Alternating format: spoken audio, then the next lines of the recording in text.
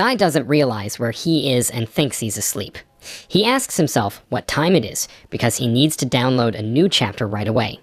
He picks up the mouse, but he doesn't understand why it is so soft and why there is no left and right mouse button. Suddenly, a woman's voice comes out and begs him not to touch her there, calling the guy a master. In his thoughts, the guy asks what the fuck, what the hell. He wonders again if he's asleep because everything looks like it's happening in reality. In his thoughts, the guy convinces himself that this is a dream, so can afford a little more than usual. The girl starts asking again for the master to stop and not do it. In her mind, the girl thinks that if she runs away now, he will get angry and probably beat her to death. She tells the foreman to stop.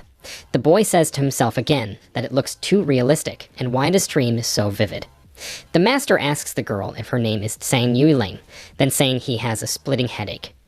The girl anxiously asks the master what's wrong with him and asks him not to scare her like that.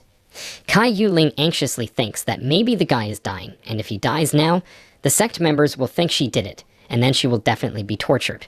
The master calls the girl's name and tells her not to cry and says he's fine. The girl screams, saying that the guy shouldn't die, because it could get her in trouble. The usually grumpy, cruel, and stern master gently calms her down. He definitely bumped his head.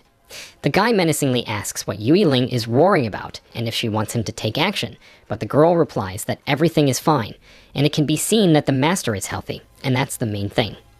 Guy ponders that she was created a cute character, and whether her character could have changed since he moved into the story of Lao Ocean, a short story he himself wrote. This is Shen Shi, a golden core cultivator, the second master of Shansong Tianzong.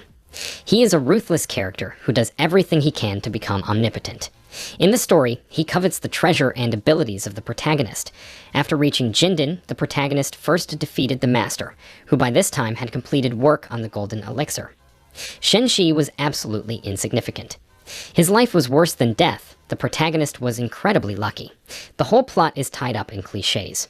Moreover, Shen Shi was the first enemy to be sacrificed to the heavens. The master suggested that it's probably all because he prefers to give villains his name. If he had known sooner, he would have made himself a friend of the protagonist or a master Goldfinger.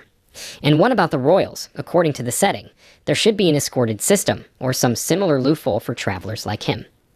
Shen Shi tried to activate the supervillain system, but apparently it wasn't the setting. He started trying other options: golden kryptonite system, lottery, hate system, love system. The master doesn't understand why nothing is happening, well, anything at all. He assumes it happens because he's not the author of the system. Is it possible that he will have to leave the world of the living after the transition? Suddenly, Yu Ling runs up and lies down next to the master. She's his youngest student. This all happens before the protagonist arrives, and she hasn't started praising him yet. Judging by the time period, the protagonist has not yet met Shanding Xianzong and become his disciple, nor has he taken revenge on him. The protagonist is incredibly lucky, however, he is very short-sighted. If Shen Shi wins his trust and becomes the #1 dog, will he be able to follow him to the top? Judging from the small appearance of the Yuling Sen, this world is full of beauties. The master ponders it in this way and thinks that in such a case, life becomes promising. He thinks he should change his image as a temperamental and cruel master. Yu Ling starts to resent how Shen Shi could do that since she is still young. The master thinks in his mind that it's too dirty, and according to his character traits, the master has always abused his position to his subordinates. But if he does something now, he doesn't know if it will change anything. The master tries to convince himself that it's all for the readers and they want to look at it. There will be plenty of likes, comments, add to favorites. Suddenly, he abruptly interrupts his and thoughts and tells Yu Ling to stop roaring. She immediately obeys. Shen Shai thought, how can he bully such a silly child? He needs to change his image immediately. He thinks that he should first build a good relationship with the other students so that they don't side with the protagonist later on, as was the case in the story. Suddenly, a female voice is heard telling the master that the Xuanyu disciple has something to tell him. It's been a long time since little sister has gone into a Shen Shi with spiritual tea. She shouldn't be so clumsy, or she will upset the master. According to the script, Shen Shi's second student, Min Tian, is a good-hearted, sentimental girl. But unfortunately, her qualifications are completely mediocre. In the story, she was beaten to death by the master for covering for the protagonist. This also became the reason for his revenge. Shen Shi naturally wouldn't act so foolishly now. The most important thing at the moment was to discern the precious jade containing precious inscriptions on both the front and back. The master decided to see what she looked like. When he saw her bending down in front of him, he asked why she had sought to meet him. In his thoughts, the master thought that this was too unusual a way to appear. As for the close-up, no one would see anything. Shenshi asked the girl to stand up. The girl agreed and said that Master Xingzhen had sent an invitation. Relieved, the master thought that little sister was all right and realized that he was right.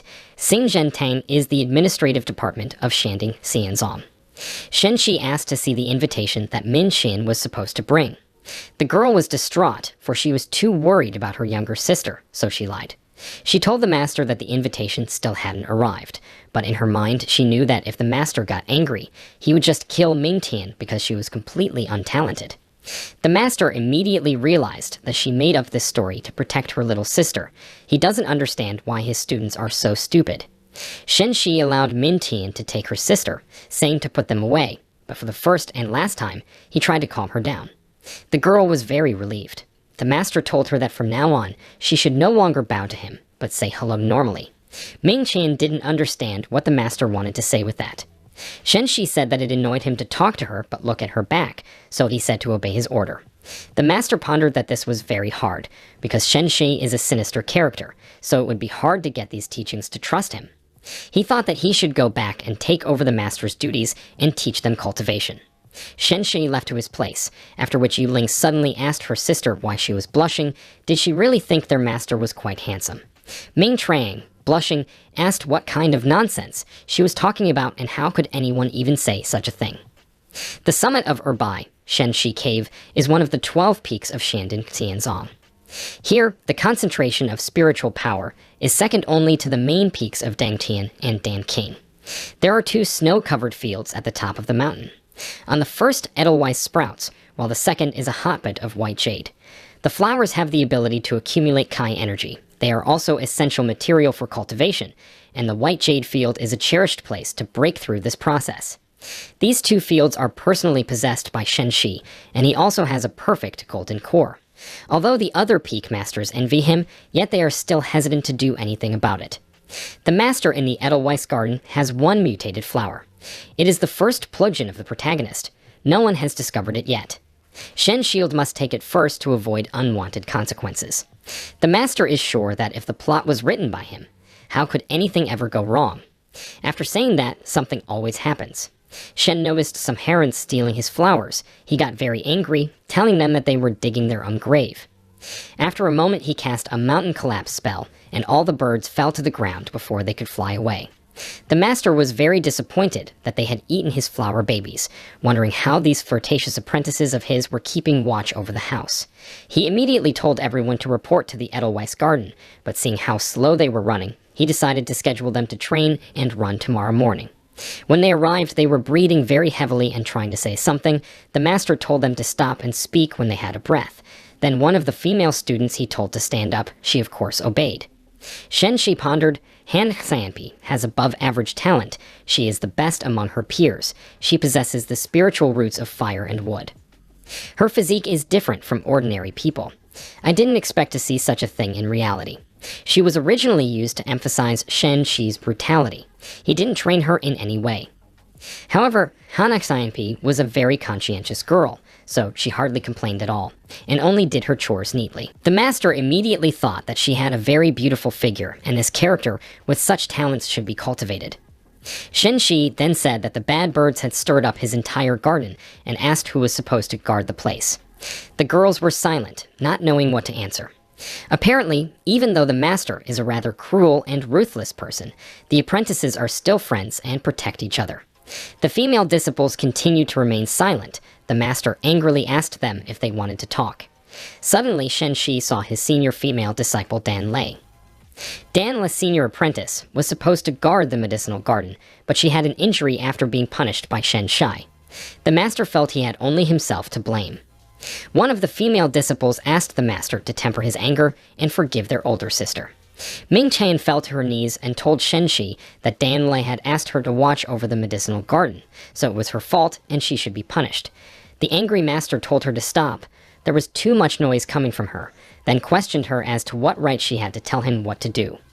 The master then sent all the female apprentices off to do their duties and told them not to dare test his patience anymore.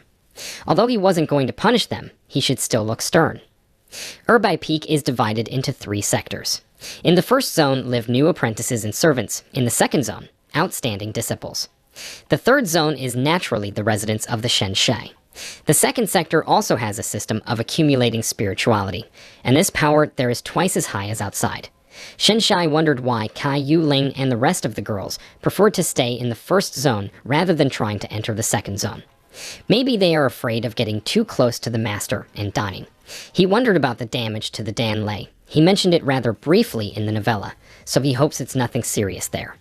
Shenshai decides to suddenly burst into the building where the Dan Lei is bathing. Embarrassed, she immediately tells the master to get out as she didn't know he was coming here. Once outside the door, the master reflects on the fact that there should be no regrets in this life. What is happiness? Happiness is when the cat is eating fish, when the dog is eating meat, and when Shenshi opens the door and behind her is a beautiful woman taking a bath. However, the scars on her body shocked him. Dan Lei was the first female disciple of Shenshi, so she had suffered most of the torment, but she had also reached the 9th level of the Key Purification Realm, which is the highest result among all the female disciples. In addition, Dan De is the only one who decided to stay when Shenshi was betrayed by the rest of his followers. Master told himself that such a thing will never happen again. Daniel sat there wondering if the master had seen her naked and what she should do now, in case he rejects her and wants to do something bad to her, but it's been quiet for a while now. She doesn't understand why he just left like that. Isn't he interested in her? Suddenly, Shenshei bursts in again and asks Dan Lei to open her mouth, then puts Yuan elixir into her mouth, a priceless 4-grade drink that he says he only has 10 of. The master asked his disciple not to waste time, simply and quickly imbibe its power. After taking this elixir, the Dan Lei would be able to smoothly transition into the fundamental realm. Yu Ling and Min Tian sneaked into Zone 2. The older one asked the younger one to keep quiet or else they would be finished if they were caught by the master. Yu Ling told the older one not to worry, because Chen Shi cultivates at night, so he wouldn't even know that they had entered the second zone. Ming Tian said in response that caution never hurts. This time, thanks to the Immortal's help, they were able to get their hands on a superbly healing pill without cultivation, and they should carefully hand it over to their elder sister. The girls approached Dan Lei's room, asking to open the door because they were bringing her the medicine. Yuling began to think that perhaps Dan Lei was already asleep, or maybe she had suddenly fainted after being punished by the master. After such assumptions, Yuling decided to break down the door urgently, because this situation could not be delayed. After breaking down the door, they saw that the elder had ascended to immortality, and that all her wounds had disappeared. The master saw them and asked what they were doing here in the middle of the night. They excitedly replied that they wanted to check on their elder sister, then wished good night to the master and went out the door. Shenshi took the medicine that the female disciples brought and realized that they were carrying this tribute to Le. Although these teachings have bad cultivation, they are very good at heart. After leaving the building, Shenshai told the female disciples that their elder sister ceased in the middle of the transition, so he asked them not to disturb her and go back to his place. Those simultaneously agreed. Walking back, the girls did not understand why the master became kinder, whether he is exactly who they know. Shenshi initially wanted to change the direction of the plot, but now he really likes these female students. I guess he'll have to become a good master. Urbai Peak. According to the story, Shenshi possesses the roots of water and wood, knows exactly all the techniques of martial grasping, as well as the ways of healing. His best technique is overcoming mountains, an element of spiritual art. According to the rankings in the cultivation world, there are spiritual thoroughly and immortal techniques. Even if one cultivates to perfection, it is still impossible to become powerful enough. Right now, the Shenshi is at the Golden Core stage, and it is only one step away from the Soul Nucleation stage. Of course, there's a possibility that it won't be able to perfect anymore. After all, according to the story in the One Kingshao region, someone who has reached the Soul Birth stage is already considered omnipotent. At the moment, he is just at that stage, which is already enough to become the first enemy for the protagonist. Since Shenshi has decided to become a good master, he should not neglect his own cultivation. The master doesn't understand what's going on. Is it really all because the rules in this world were made up by him? He doesn't understand how he was able to enter the soul birth stage so easily. This world responds to him and tries to please him and apparently puts his needs first. Not only will there be no hindrance in raising his realm, but the balance of the rules will be shifted in his favor during battles. All of the opponent's attacks will be weakened, while at the same time, Shen-Shi's strength will only increase. Surprisingly, the master is being helped by the heavens themselves. If he doesn't care about the consequences, he will soon be able to reach the god stage. Although the master now thinks it's better to follow the storyline, he will suppress his realm at the golden core stage for a while. He thinks that God is really helping him. With his position, although the protagonist will be equipped with various cheats and able to quickly raise his level, it won't be difficult for Shen-Shi to defeat him. This means that he will always be able to become the protagonist's master and allow himself to touch behind his thigh. The next day, the students met outside the manor. Yu Ling went outside and greeted all the girls, to which Ming Tian asked if she had slept badly. She said that last night she had heard the terrifying laughter of the master from the top of the mountain and could not sleep because of fear. Ming Tian told Yu Ling to wash up quickly because the master had called them to the White Jade breeding ground at the top of the mountain and asked them to hurry up. In the meantime, the master had already been sitting and waiting for his students for a long time, and he was beginning to feel drowsy. Dan Lai reported that her younger sisters had already arrived. Daniel had passed to the fundamental realm last night. The other apprentices were next. The girls came running in, breathing heavily and greeting the master. Shen-Shi said that he wanted to see them at this place every morning from now on. Let them wake up early and cultivate here for an hour. Han Xianpi said that she felt it would be better if she took care of her household chores. Here she would only be disturbing her sisters. After all, she didn't have the ability to cultivate yet. She thought that she was good for nothing. She might as well work for the rest of her life without being able to save her mother. Shen-Shi asked how lazy Han Xianpi was, but then he remembered that he had not taught the girl any cultivation techniques before because he was wary of her unknown background, which could complicate things, but now he had nothing to fear. She replied that she was 14 years old. Indeed, the age was already not small. Normally, one would start cultivating the golden core stage at the age of 9 to 12. At 14, the meridian inside her body is about to take shape, even if she started cultivating right now. But Shen-Shi said that it's fine and it's not too late. She has the spiritual roots of fire and wood, and since she hasn't joined a sect before, he will personally teach Han Xianpi cultivation methods. If she works hard, everything will work out. Nothing is impossible. The girl was surprised that she had such a master, who was at the top of the Immortal Hall of Fame 4 years ago, despite the ridicule and scorn of others, took her by the hand and made her his disciple. She began to cry and hugged the master, who in turn asked her not to cry. The female disciples standing nearby could not understand whether their master is such a gentle person. Before Shen-Shi was very kind, finally, the old master returns. In the morning, the students climbed to the top of the mountain as their master had told them and practiced. Yu Ling complained that it was hard to get up early in the morning, train, and then go down to the bottom. It was beyond her strength. Ming Qian, on the contrary, said that the master does it for their sake, so she asked the younger one not to complain. She should be grateful to him on the contrary. Meanwhile, Han Xianpi was about to go to the foot of the mountain to wash vegetables, but Yu Ling pounced on her and asked her to tell her if the master had been too hard on her lately.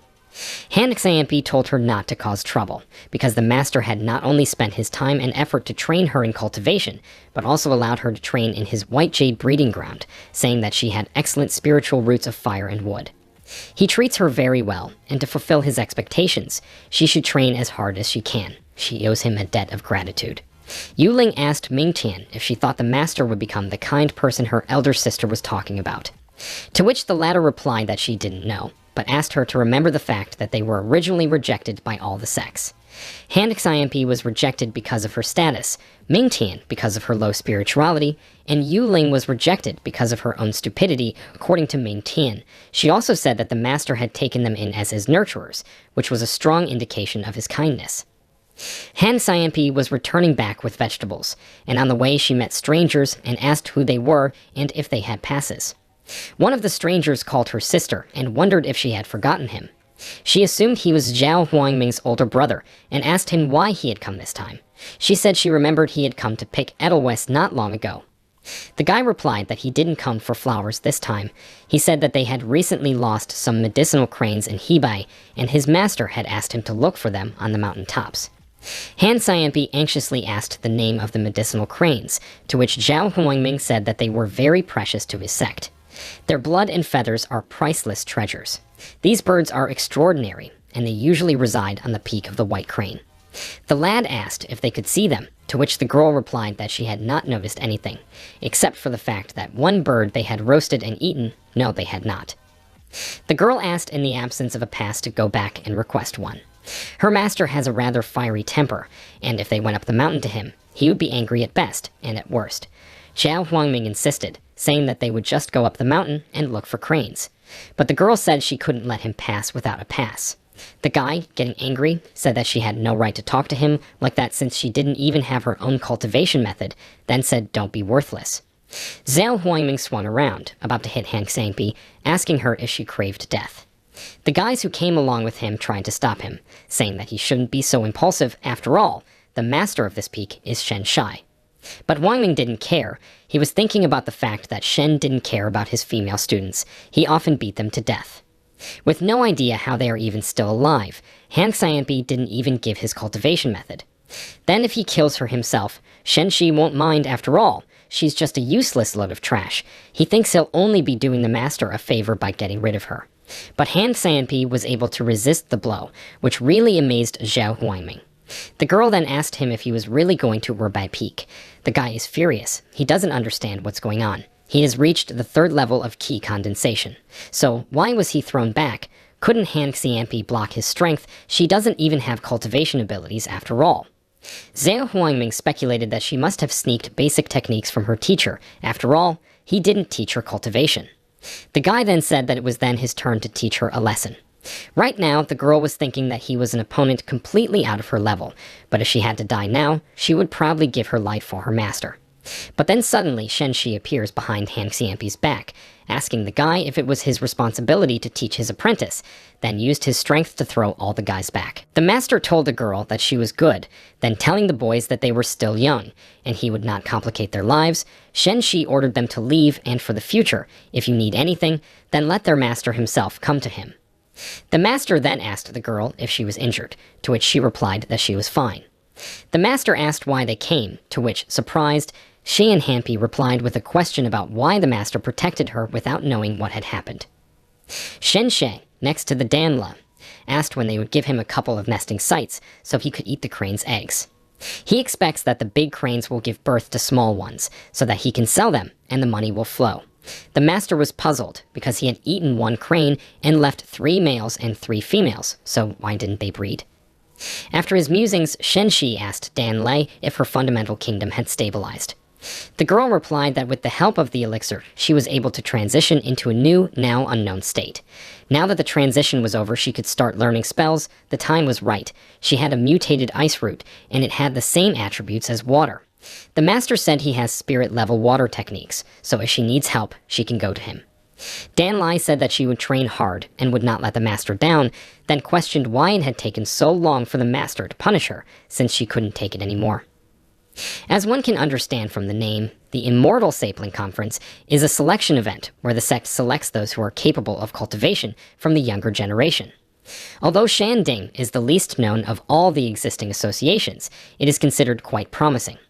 The Yuhua sect and Dongming Pavilion, allies of the Shangding, likewise come to watch this great event.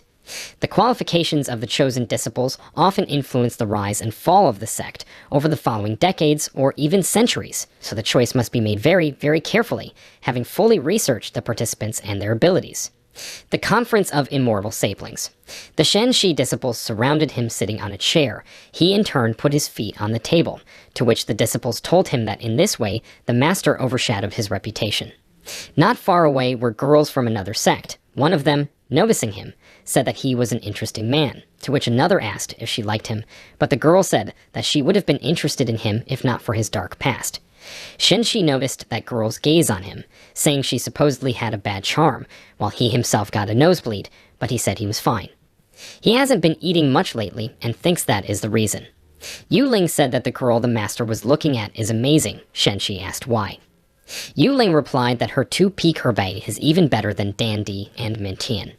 The master said that superficial people gathered here, and where is this world going? And was she even allowed to say such a thing? According to the plot, the protagonist Xiao Qi will finally debut today. He will stand out in the last test and make himself known. Patriarch Ning Shenming did not expect a worthy representative to appear at this year's Immortal Sapling Conference. The bridge made of iron chains measures the strength of the spiritual root. It is a serious test for the participants, but this child can't bear it all. The patriarch has never seen such talent before. He thinks this sapling will have a great future. A different master said that in his opinion, such an outstandingly talented sapling should be under the patriarchate's auspices to receive the best training possible.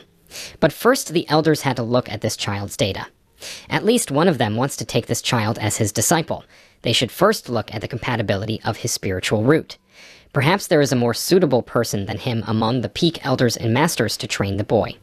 Shen Shi at this time thought that for now, they could rest and see if they would accept this disciple.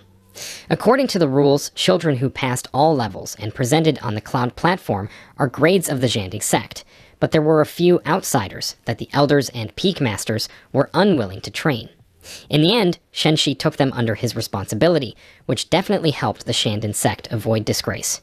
The patriarch said that if there were any good saplings here, he would do his best so that Shen Shi could pleasant one or more of them. Afterward, he congratulated the little ones for passing the test and said that all the big youngsters, those standing on the cloud platform, were henceforth disciples of the Shandin sect. After checking their spiritual roots, they would be assigned to a suitable master who would be their mentor as they traveled the long path to immortal cultivation. The patriarch said that the names of those he would name would step forward and walk to the structure in the middle of the platform. One disciple is already ready. Shen Shi was still not paying attention to what was happening, continuing to eat the berries that the tribute lay was offering him. The girl told the master that if he continued to pay no attention to anything like this, all the saplings with good qualifications would be dealt with by the other elders and peak masters. Shen Shai replied to her that there was nothing wrong with that, and that he didn't want to take on anyone at all. Didn't he have enough problems from his 4 female disciples? Yuling said that she knows that there are rumors in the sect that Shen Shai is a Muro's king who likes to accept scum disciples. But that's not a compliment. What is she so happy about? Meanwhile, the disciple's first disciple was a very pure spiritual tree root. This is Wei Qin, the first member of the protagonist's harem Xiao Kick Baby Foodie, whose trust the protagonist gained through food. The patriarch asked Shen Shi if he wanted to take this child as his disciple, while marveling that there are so many good saplings besides Xiao Kiki, and this one has the spiritual root of the tree. Why not give her to Shen Shai? The elders began to be indignant. How could such a splendid sapling be given to such a scum? Shen Shai replied that he wasn't interested and thought it would be better to give the baby Baizong from Lingshu Peak. Baz has the jade bamboo skill, and Wei Qin's data fit it very well, and according to the story, she should be her apprentice. Baizong insisted and said that it was completely impossible because Shen Shi has much more power than her and such a marvelous sapling can't be trusted to her.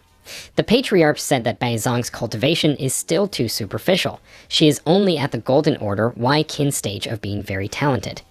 We need to seriously discuss this matter at the General Assembly and decide whose cultivator she will become. Shen Shi said that this is nonsense, and if she wants to take her, then let her take her. The main thing is to train the girl properly. If she says that she is more suitable as a mentor, then he is 100% sure. He then asked who was for and against the idea of sending Wei Qin to be trained by Baizong. Baizong was very surprised, while the patriarch was beyond angry.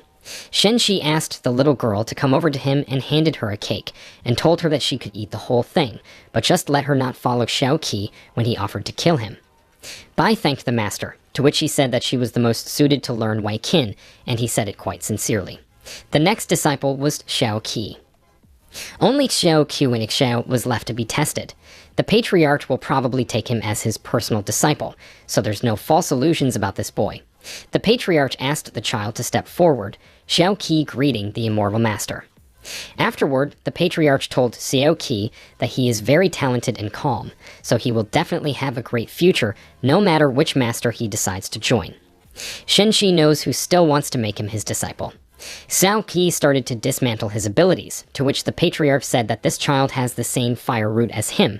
The master said that in that case, no one can compete for this boy with the patriarch, since Xiao Qi has the fire attribute. But suddenly, the child had a double bow root of fire and wood. Although it wasn't the best combination that could be, they were still very good attributes. But another attribute was discovered, the Wuxiao Qi triple spiritual root of flame, wood, and earth. A rather mediocre qualification. After that, 2 more roots appeared. The patriarch said that he was a complete scum with no talent for cultivation. He thought he was going to be something extraordinary, but in reality, he had only wasted his time. What a disgusting result. Xiao Qi was so self-cultivating. Now I wonder how he will leave the stage. The patriarch told him that he has no talent for cultivation, but since he passed the test, according to the rules, the Shanding Immortal Sect will give you 3 years of trials. Which master would be willing to take him on as an apprentice? One of the elders said that there was no point in taking such a talentless disciple. He would only become the laughingstock of the sect. The patriarch asked if there was anyone willing to take Xiao Qi as a disciple. If he has no talent, he will not become immortal cultivator. In general, the case of Xiao Qi doesn't fit the established rules, so we can safely exclude him. Shenshi comes to the boy and asks his name. The boy tearfully replies, "The master said that in the future the boy will become a man, and on a man's license should be tears." Afterward, he asked him if he wanted to become his disciple. The boy shouted very loudly that he agreed. The master told him that he must now believe one thing. Sooner or later, the world will lie at his feet. Xiao Qi was very grateful and said that these words will remain forever in his heart. Shen Shen suggested the boy to go with him. Because he had managed to get bored with this conference, he immediately agreed. Starting with SSR characters, he gradually changes the storyline. Thanks to this, in the future, the master will be able to live with peace of mind. He, the invincible evil master, with his disciples, will scatter flowers everywhere at the end. When Shenshi and Xiao could return to Erbei Peak, the master declared that this day, Xiao Kai is a disciple of Erbei Peak. Although he doesn't have the best results, the master believes that one day his strength will be known to the world. Xiao Qi said that he won't disappoint him. Dan Lai thought about the fact that master liked the young disciple, even though this boy constantly looks like a salted fish. After Shenshi showed Xiao the pill and told him that it was for gathering Kai energy, but with his current level, he would need to divide the elixir into 10 portions and take one every time he cultivated. This would help him improve faster and more efficiently. Dan Lai was indignant, saying that little brother had just started his journey. How could he be given these pills? Master replied that for others, it might just be a way to speed up the growth of abilities, but not for a bright child with perfect spiritual affinity like Xiao Qi. Dan Lai immediately decided that she had said reckless things and asked the master to punish her. Shenshi said that it didn't matter, let her forget about it. After all, she did it for the sake of her little brother, so he wouldn't use punishment. Dan Lai, surprised, asked why master hasn't punished her lately. Did she do something bad? And he was completely disappointed in her. Shenshi didn't understand what she meant. After all, she had done a good job. Suddenly, Xiao Kai entered the dialogue, and Dan Lai completely forgot that he was still here and told him to continue. Xiao then confessed to the master that he was actually a girl, and his real name was Xiao Kaier. Shenshi was of course shocked. Kaier had spent a couple days at the peak of Erbei, so the master asked her if she had any questions about cultivation. The girl replied that she understood everything, but she couldn't find the right position for the body entry stage. Master told her not to worry, cultivation can't be rushed. Right now, there's no need to change the pose. Entering the body isn't done exactly like this. Kaier told the master that he was an amazing person. Wasn't he surprised that she turned out to be a girl? So the master had uncovered her disguise a long time ago. Shenshai replied that her clan will go bankrupt and the road here is full of bandits. The only thing left for a woman to do is to start looking like a man. Master won't tell anyone about her secret. She needn't worry. In his mind, Shenshi was shocked. Why the main male character was a woman? Where is the protagonist? And what will happen to the harem in the story? He can't accept it. Xiao Kai is now a girl, so to speak the bicycle has turned into a motorcycle. Should become much more comfortable to ride. Maybe it's all for the best. These are cultivators born with deficiencies, with interfering 5 elemental spiritual energy entering the body, with interrupted circulation of spiritual energy that remains as small or abundant increments, transcendent. Kaier has 5 elemental spiritual roots, so she will be able to simply pass the first step of entering the body without refining ki. The master will help solve this problem. Shenshi said that today the girl would be taught the rules that a cultivator must know by heart. The girl willingly agreed. The master's apprentices prepared lunch, and Han Xianpi brought the last 2 dishes, which were Shenshi's favorites. Dan Lai was behaving very strangely, and Han Xianpi noticed it. Ming Tan comes in and says she has sent a message to the master, and he will arrive soon with Kyer. They have charcoal grilled cranes for dinner. Ming Tan asks Clampy in horror, did not the master say to take care of these birds? Why did she cook food from the poor crane? The master and Kyer come in. Shen Shi is very hungry. In fact, he has no need for food because he is on the stage of the Golden Core, but the dish Han Xiampi looks just excellent, so if he just did not resist in front of the tastiest crane, the master never gives his taste. But then comes the realization that his precious cranes turned out to be roasted. On top of that, it's also two females. The master is furious. Yu Ling quietly asks Ming Tan how the master determined the sex of the cranes, but she replies that it's better to keep quiet now, or the master will get even angrier. Shen Shi angrily asks who did it. All the female students immediately fell to their knees before him, but the master tells them to get up immediately and just answer who did it. Danlai confesses that it was her fault. She caught the cranes and allowed Xiampi to cook them. She believes that she deserves the cruelest punishment. She asks the master to punish her severely. Shen Shi is puzzled, although the situation is quite strange now. But if he doesn't punish her now, it will be very suspicious. What can he think of? Kyer suddenly asks if the elder sister should be spanked for making a mistake. Master appreciated the idea and said that she would learn a lesson if she took the punishment in front of her sisters. Shen Shi thought that from now on, he should behave with more restraint and become less cruel so that the image of a Carry master would not be destroyed, an ingenious plan. The master asked Danla to come over to him and lie on his lap with her belly down. He noticed that her body was very different from Kyer's. Shen Shi proceeded with the punishment. The most important thing was not to lose control, otherwise the image of a good master would be destroyed. The master told Danla that she was the eldest student and should set a good example for her sisters, but she had committed a terrible act, so she would be punished. For the rest of the watchers, this should serve as a warning. But Danlai was as if she was happy about the punishment. She asked the master to hit even harder. Shen seemed to understand now. Danlan is a masochist. In the story she was abused, but she still didn't leave him. Now all the pieces of the puzzle fit together. At the time, he didn't even think about the reason for the act. Apparently, the heavens had decided. So they filled in the gaps in the logic of the story, but the way it's all set up is frightening. The master said that he no longer wanted to eat, and let the students do what they wanted with him.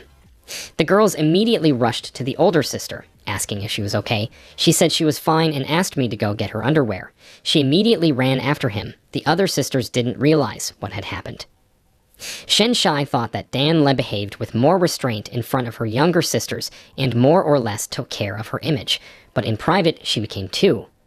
The master is taking a bath when suddenly Danle bursts in asking if her name was called. Shen Shi tells Danle that he has said many times that he doesn't need help taking a bath, to which she replies that it must be hard for him to teach them every day, so she wants to help rub his back. The girl starts to climb into the bathtub to the master, to which the master reacts negatively and says he doesn't need her help, so let her leave quickly. Danla says she won't do anything he doesn't like. Shen Shi doesn't understand at all how he can have such a student who would even be able to resist her charms. If he wrote a novella with this kind of story, the number of views would no doubt increase. From behind the door comes the voice of a female apprentice. It's Kyer. She has a question she doesn't know the answer to and needs his advice. Danlo asks the master what she should do, to which he replies why, for starters, she didn't think of the consequences. Let her hide in the closet. Sire walked into the room. The master was already dressed. He asked why she was so late. The girl first apologized for disturbing the bath, and then said that she had a few questions and needed advice. Shen Shi said that he would listen to her, but she didn't know how to purify qi yet, so she didn't need to work so hard on the theory. Master noticed that Kyer was constantly looking at the cabinet. Did she suspect something? Kyer said that the incapable ones should start practicing before the others. She has the worst talent. Naturally, she should try harder. Originally, Kyer wanted to ask her older sister a question, but it was like she fell under the ground. The master asked what she didn't understand, to which the latter said to start by making him a cup of tea. Dan Lai continued to sit in the closet. It was soaked with the master's scent, but Kyer was still with the master, and if she found her, she would. Meanwhile, Kyer had already made tea and pretended as if she had accidentally tripped, because if his clothes got wet, she would have to get him a new one, but the master managed to grab her and keep the cup from falling. Kyer said that she was very clumsy, but luckily she didn't get the master's clothes wet, otherwise she wouldn't have found suitable clothes in the closet. Shen Shi said that it was fine, but let her be more careful from now on. Wet clothes weren't a problem, but she might hurt herself if she fell. The master suspected that this little wench definitely did it on purpose. Finally, the Kyre left the master. She had been walking around for an hour. Although Shenshi was at the golden core stage, but he felt like he was about to explode. Kyre was so intrusive that he didn't have time to pay attention to how Li was doing. He hoped that after being in the cabinet for so long, she was fine. The master opened the closet and told the Danlai that if she still acts like this, next time it won't be a harmless closet. Danlai said that if the master has a punishment, she will take any. The main thing is that it's the master's punishment. But Shenshai told her to quickly change her clothes and not to set a bad example for her sisters. The master felt that this place was too dangerous, and if he stayed here, he wouldn't pass the test next time. Shenshi asked Danlai to prepare his things. He was going to leave for a while. He ordered the disciple to stay on the mountain and cultivate carefully, prepare for the sect that will be in 6 months. The girl inquired why the master wanted to leave, to which the master replied that he had something to find. Almost all the snowdrops were fed to those stupid cranes. He needs to hurry up and use the protagonist's cheats before something else happens. The next day, Shenshi was already outside the Shanding Immortal sect. After arriving in this world, this was the first time he had gone outside the sect. In any case, the journey wouldn't take much time, so he decided to walk. A group of people had been traveling for days without a single stop, so they decided to take a break. When they stopped, they smelled a divine smell, but couldn't understand where it was coming from. Lamb kebab with cumin was the best thing you could think of. This dish was prepared by a master. Among these people, only one person is in the fundamental realm, ere the movement of his spiritual energy is completely disordered, chaotic. He poses no threat to the master. One of these people approaches Shen Sheng. His name is Gao Sheng. He is the commander of the guards of Muling Castle. The master asks how he can help him, to which the man says he has excellent cooking quotes, so he would like to buy some skewers. 3 in exchange for a gold leaf. Shenshi says that's too unequal an exchange, and especially one he won't eat that many, so he lets him take as many as he wants. Gao Sheng thanked the master, so that his brothers could finally satisfy their hunger.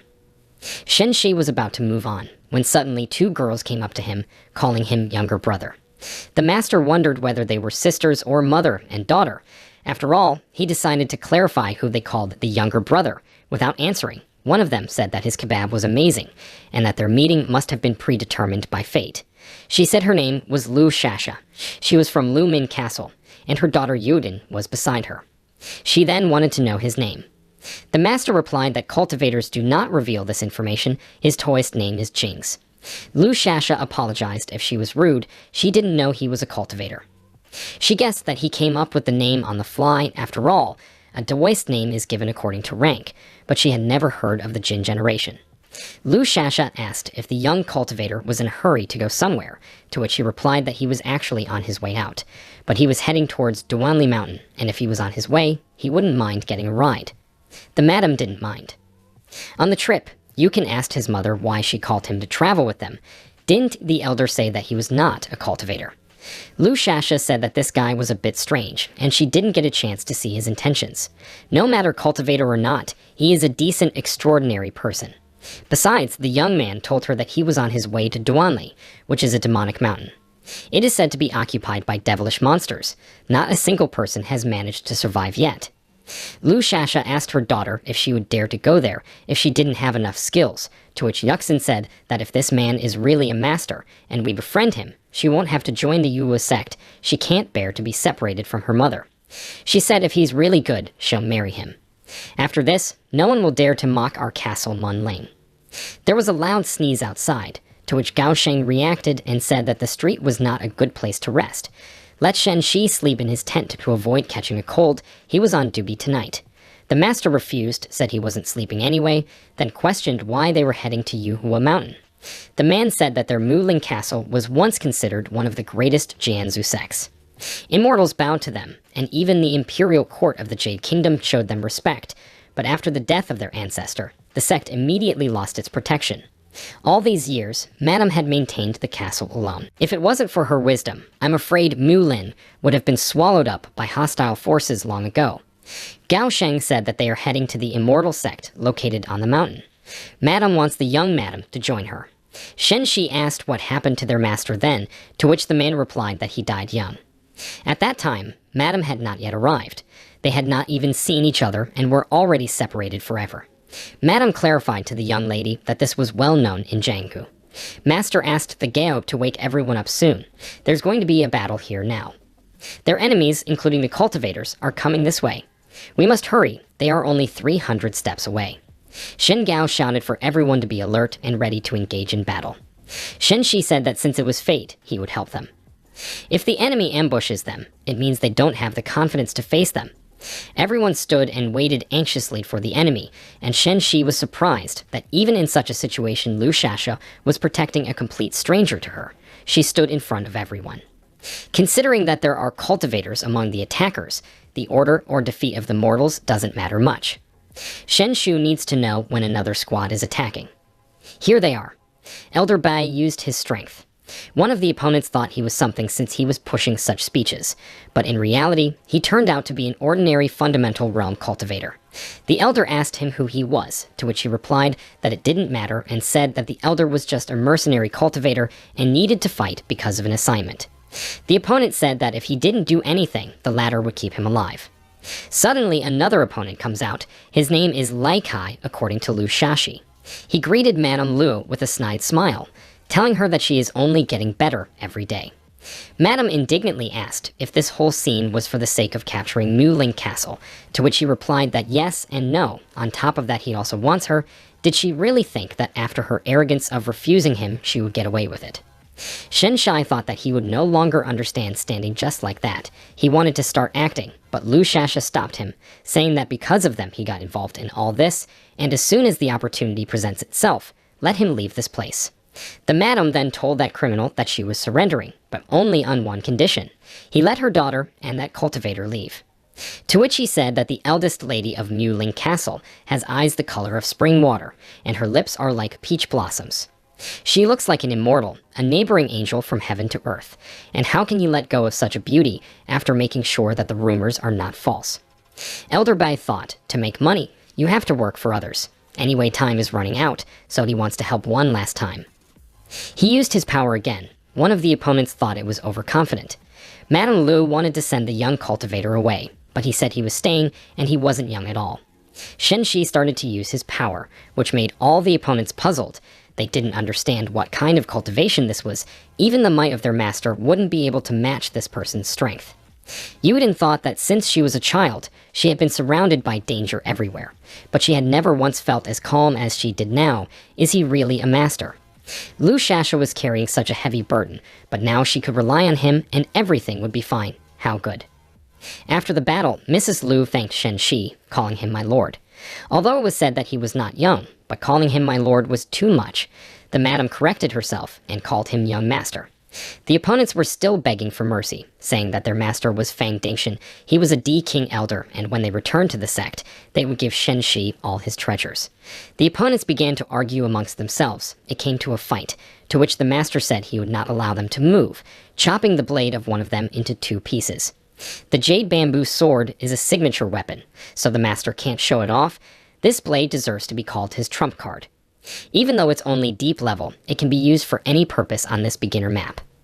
If a group of people jumped out to block a sword strike on Xiao Qi in the novice card, for example, Shen Shi would easily kill them. The master said he wanted to play the role of the villain, so the opponents had 20 breaths, but whoever gave him the seeds first would be spared. One of the men shot the other and gave the seeds to the master, but another man stuck a sword in his back from behind and said that he was naive to think that the chai purification stage and the fundamental stage were the same, then took the seeds from him and gave them to the master, who, as agreed, would not kill him.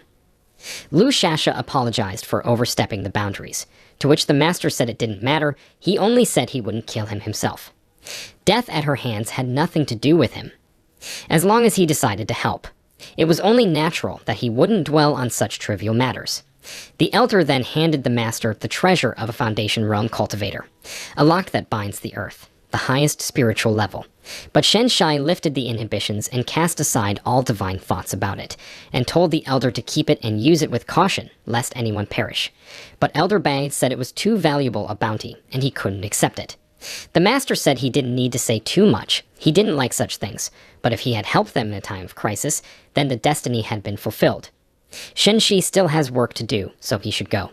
But then Yukin asked the master if he was going to the mountain and would like to continue with them. Mrs. Liu said that they had yet to thank him adequately and asked him to discuss everything in the carriage. He happily agreed. In the carriage, they had a meal.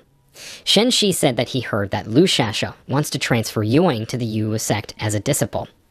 Elder Bai said that she has a good talent for cultivation, so she can take this opportunity while she is still young.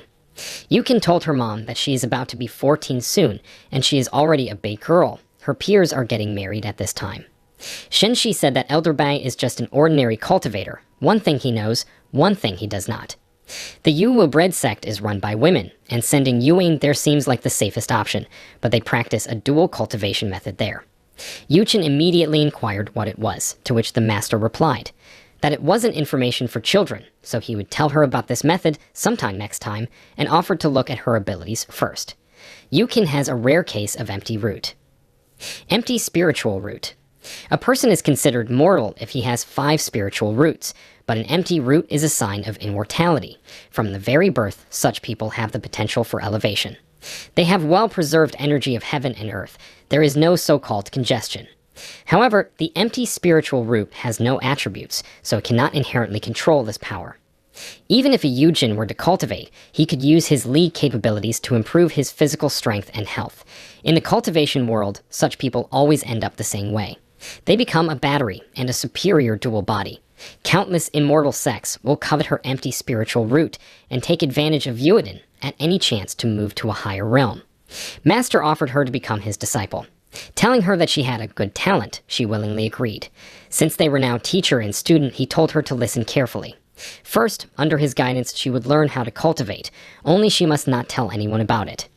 Also, you can't spread information about your abilities to strangers. Secondly, he won't teach all the time. She will often have to practice on her own, but he will be able to outline guidelines for cultivation. Thirdly, if she encounters any problems on this thorny path, she can call the master at any time of the day or night. He will give her a message stone. When activated, she can contact him, and he will help in any way he can. He will be pleased to have such a nice apprentice as a Yuiden, unlike the ones back home. One is a masochist, the other a schemer. Still, a big kid and a guy like him has to cultivate under such circumstances. Yuden's talent is special.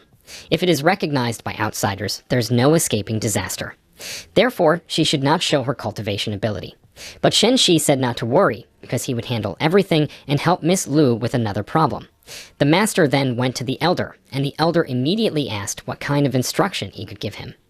Shen Shi said that his cultivation technique was imperfect, so it consumed life energy.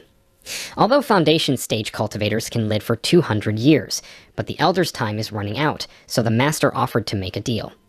The elder asked what he should do, and the answer Shen Shi held out a Yuan light pill. It contains life force and spiritual energy. It will lengthen his life provided he consumes it for the first time. Then he would help the elder refine his technique. If he spent the next 10 years cultivating diligently, he could return to the last fundamental stage, so he would live another 100 years. The elder said to ask for anything. He would refuse her under any circumstances, and fearlessly take on any task. Shen Shi said he should become the protector of Muling Castle. In a critical situation, must do his best. Lu Shasha was very happy that Yuxin had become the young master's disciple. Now there was no need to give her to the Yu sect. They wouldn't have to separate. Yuchen said that her mother told one story at a time about how immortals are open-minded and that they don't follow the common etiquette. A master and apprentice could become a pair of cultivators, just like brothers and sisters. Suddenly, the master appeared. He has the extraordinary ability to disappear without a trace and appear silently. Shen Shi has the feeling that he creates a harem when he accepts new disciples. Master said that Elder Bai has agreed to protect Muling Castle. Now few people dare to threaten them. Also, they don't need to go to Yu sect, so they can return home. Shen Shi will come to Muling Castle himself. Yuding looked at the master carefully, to which the master said, "Don't look like this. After all, this is his fake face, but he will allow a glimpse of the real one before he leaves." Duanli Mountain is ominous. There are no human settlements within a 100-mile radius, and the forest is home to many dangerous snakes and monsters. This mountain is home to the poisonous kingling toad, whose power is equivalent to the soul's nascent stage. All fruits from the 5 elements tree can enhance the quality of a cultivator's spiritual root, and demonic monsters at the soul nascent stage can take on a human form with the help of the fruit. That poisonous kingling toad must be guarding the fruit and waiting for it to ripen. The master is not really interested in the fruit. He came here mainly for the 5-element stone that Zakopane under the tree. It is capable of balancing and storing spiritual power, which is a necessary base for cultivating Kyre. This poisonous toad only eats, sleeps, and stays in its place. Even if Shenshi keeps waiting, it will not move an inch. What should he do? Can just kill. No, the master thinks that violence is definitely the wrong solution. It's a matter of personal dignity.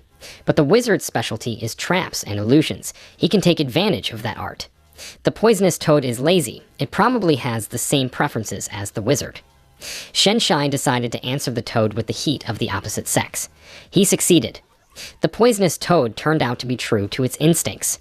Apparently, the master's plan to use poison and laxatives would no longer be needed. He hoped they wouldn't end up there anytime soon. But as soon as Shenshi approached the tree, the toad jumped on him, swearing very obscene words. The master used his stepping wave power. The toad was surprised, since when did cultivators become so strong? Suddenly someone's voice spoke. He said that Shenshi wasn't bad, since he was able to break the fire lotus Sandy. However, that wouldn't stop her. She would still take the 5-element fruit today. This is Yu Wushuan, a genius from the Immortal Taiyan sect, the daughter of the leader. She started to use her powers, but said that to battle the heat, she shouldn't have used it if Ann could do it personally. Shenshi then wondered why then she was wasting her strength summoning a phoenix, all for the sake of performance. He thought he couldn't look at it anymore. Probably of all the battles he had ever been a spectator of, this one was probably the most brain-traumatizing. The toad was using a poison that if poisoned, if you were to become a cultivator or a transformation god, your strength would be greatly reduced for a while. The toad was about to eat Yu Wushuan, but Shenshi stepped in and used a strong move to fight it off. Stepping wave. Shenshi said he wouldn't kill the toad, provided it didn't get in the way. The toad was grateful that the master had spared it. He could have easily taken the 5 elements fruit if Yu Wushuan hadn't intervened. Then he wouldn't have had to resort to such a crude method. The girl apologized and asked if the master could share the 5-element fruit with her. She was willing to pay any price. To which the man said that maybe he didn't want to sell them. But the girl didn't back down. She offered 5 elixirs in exchange for 1 fire element, 5-element fruit. Wushuang is Shenshi's ex-girlfriend. She had changed so and so. The girl added that if he didn't think it was enough. She started pulling out all the valuable items she had with her. Shenshi, getting angry, said that she needed to be more careful with such supplies, to which she replied that she had escaped inside. The master plucked the fruit and held it out to the girl. She was very surprised and asked if he would give her the fire element fruit. Shenshai told her that when she went out on the streets, she should hide her expensive things. Otherwise, she will be noticed by people with bad intentions. If that happens, if she was even a little strong, however, she might still end up injured or killed. He then told her to take the fruit and go home. He handed her the fruit.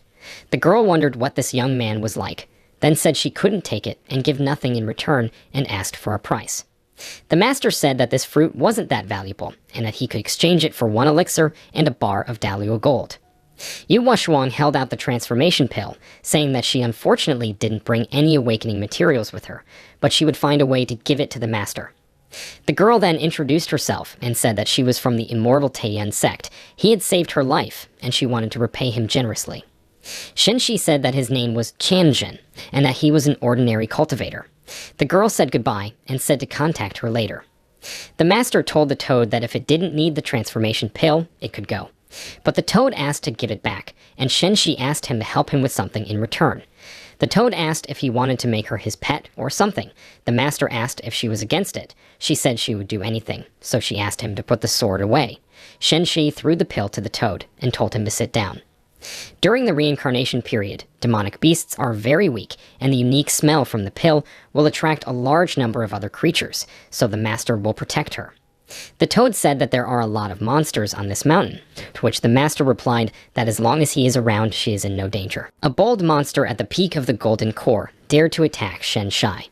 Considering that the soul nucleation stage was capable of restraining demonic monsters, it turns out that these beasts were the strongest of all. Although the cultivation of these monsters couldn't compare to Master Shi's strength, but there were too many of them.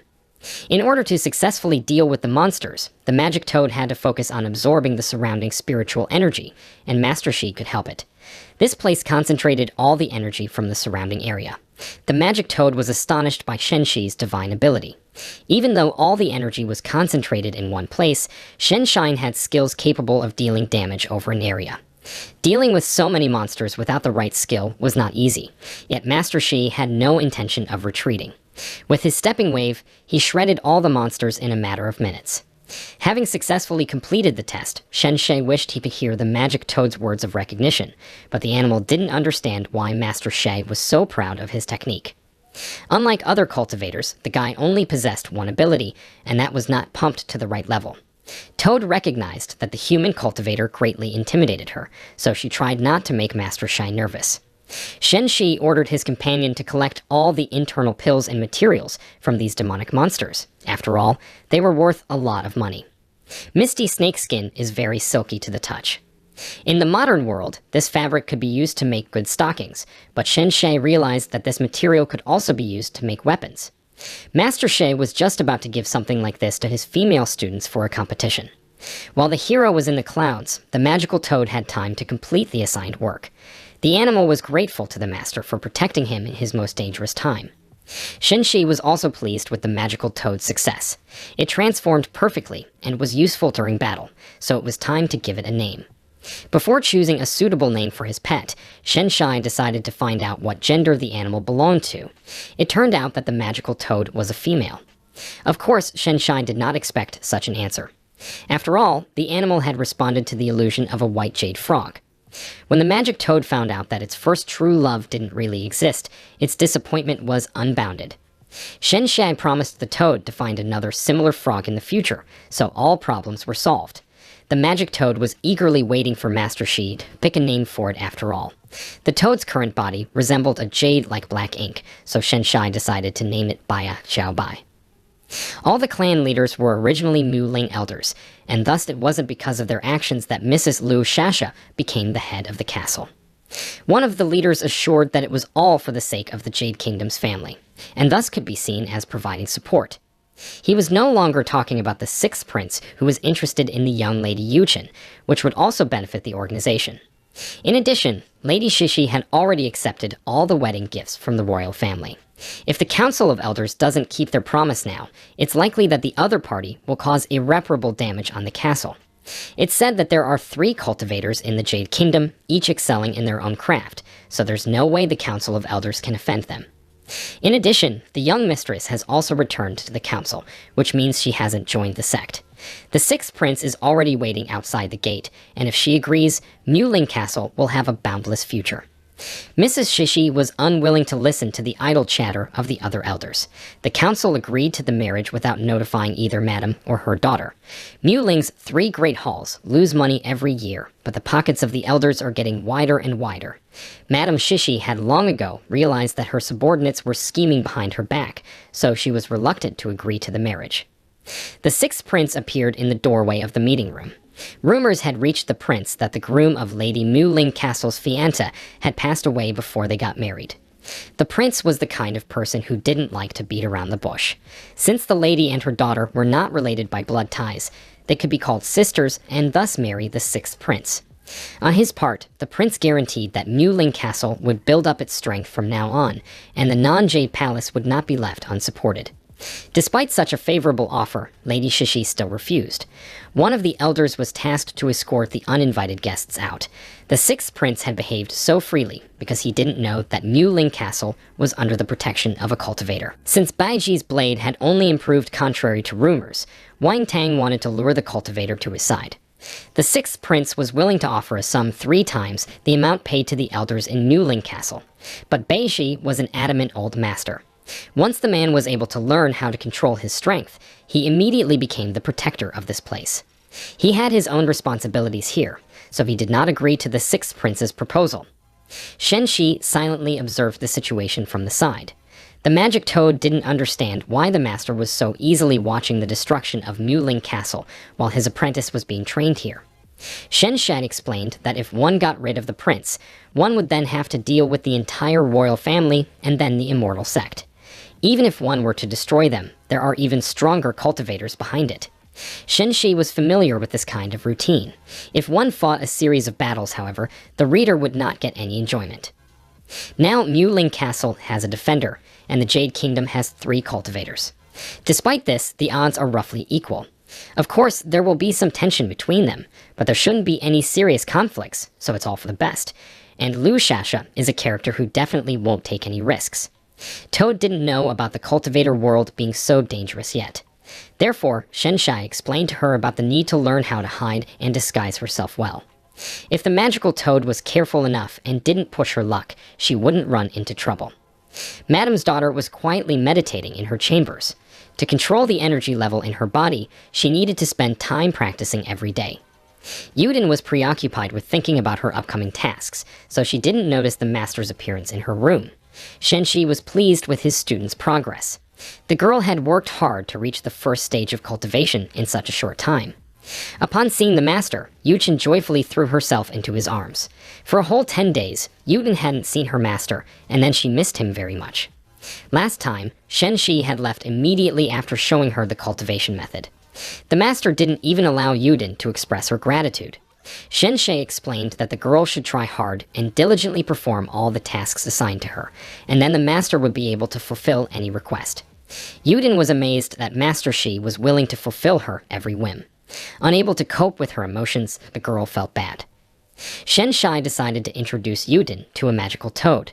Master Shi asked his disciple not to be fooled by this cute toad, because in fact, its power is equal to the stage of soul conception. The hero decided to gift Xiaobai to his disciple.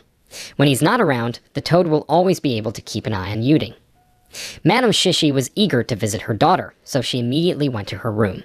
After opening the door, the lady saw her daughter sitting on Master Shi's lap. Shenshai didn't have time to explain anything, and the woman silently ran out of the room. Shenshi had a crush on Master Shi, so the woman was very jealous of her beautiful and young daughter. Shenshi immediately rushed after Madame Shishi to settle the misunderstanding. The woman took his actions as a secret way to express her feelings. The hero realized that he could start a relationship with the lady, but he didn't want to rush things. Without explaining anything, Shenshi hurriedly left the courtyard. Leaving, he said that he had left something along with the necessary instructions. Hirai himself did not understand why he panicked at the most crucial moment. Master promised to behave confidently next time, so as not to look so foolish in the eyes of the woman he loved. Shenshi was on his way home, but suddenly a notification came from the messaging system. It seems that his ex wanted to start online dating. While Master Shai was away, the girls decided to have a good time at Urbai Peak. The girls were splashing in the clear spring and didn't notice Master Shi's appearance. Shenshai didn't understand where Urbai Peak had gotten a bamboo forest, much less a spring with clean water. But it was the behavior of the female disciples that raised the most questions.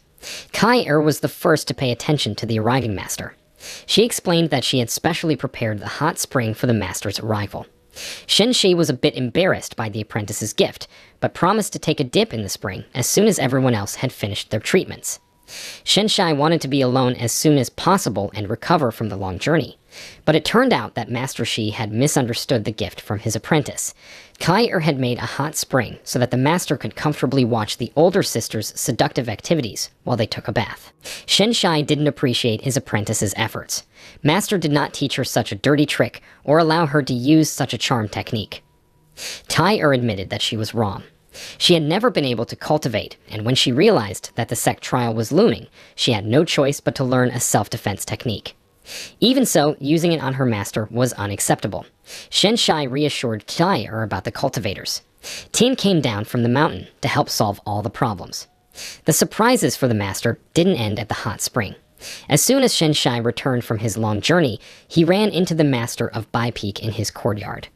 The master took the liberty of appearing at Urbai Peak and apologized for disturbing him.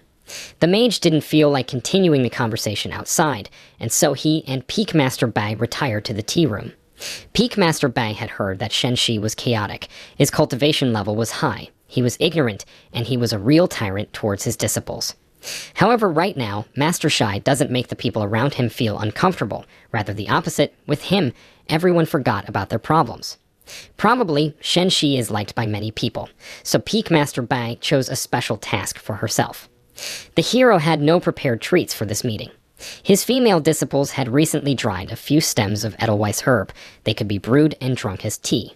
Peak Master Bai came to thank Shen Shi for the day of the Immortal Seedling Conference, for being so good at recommending a talented disciple to her.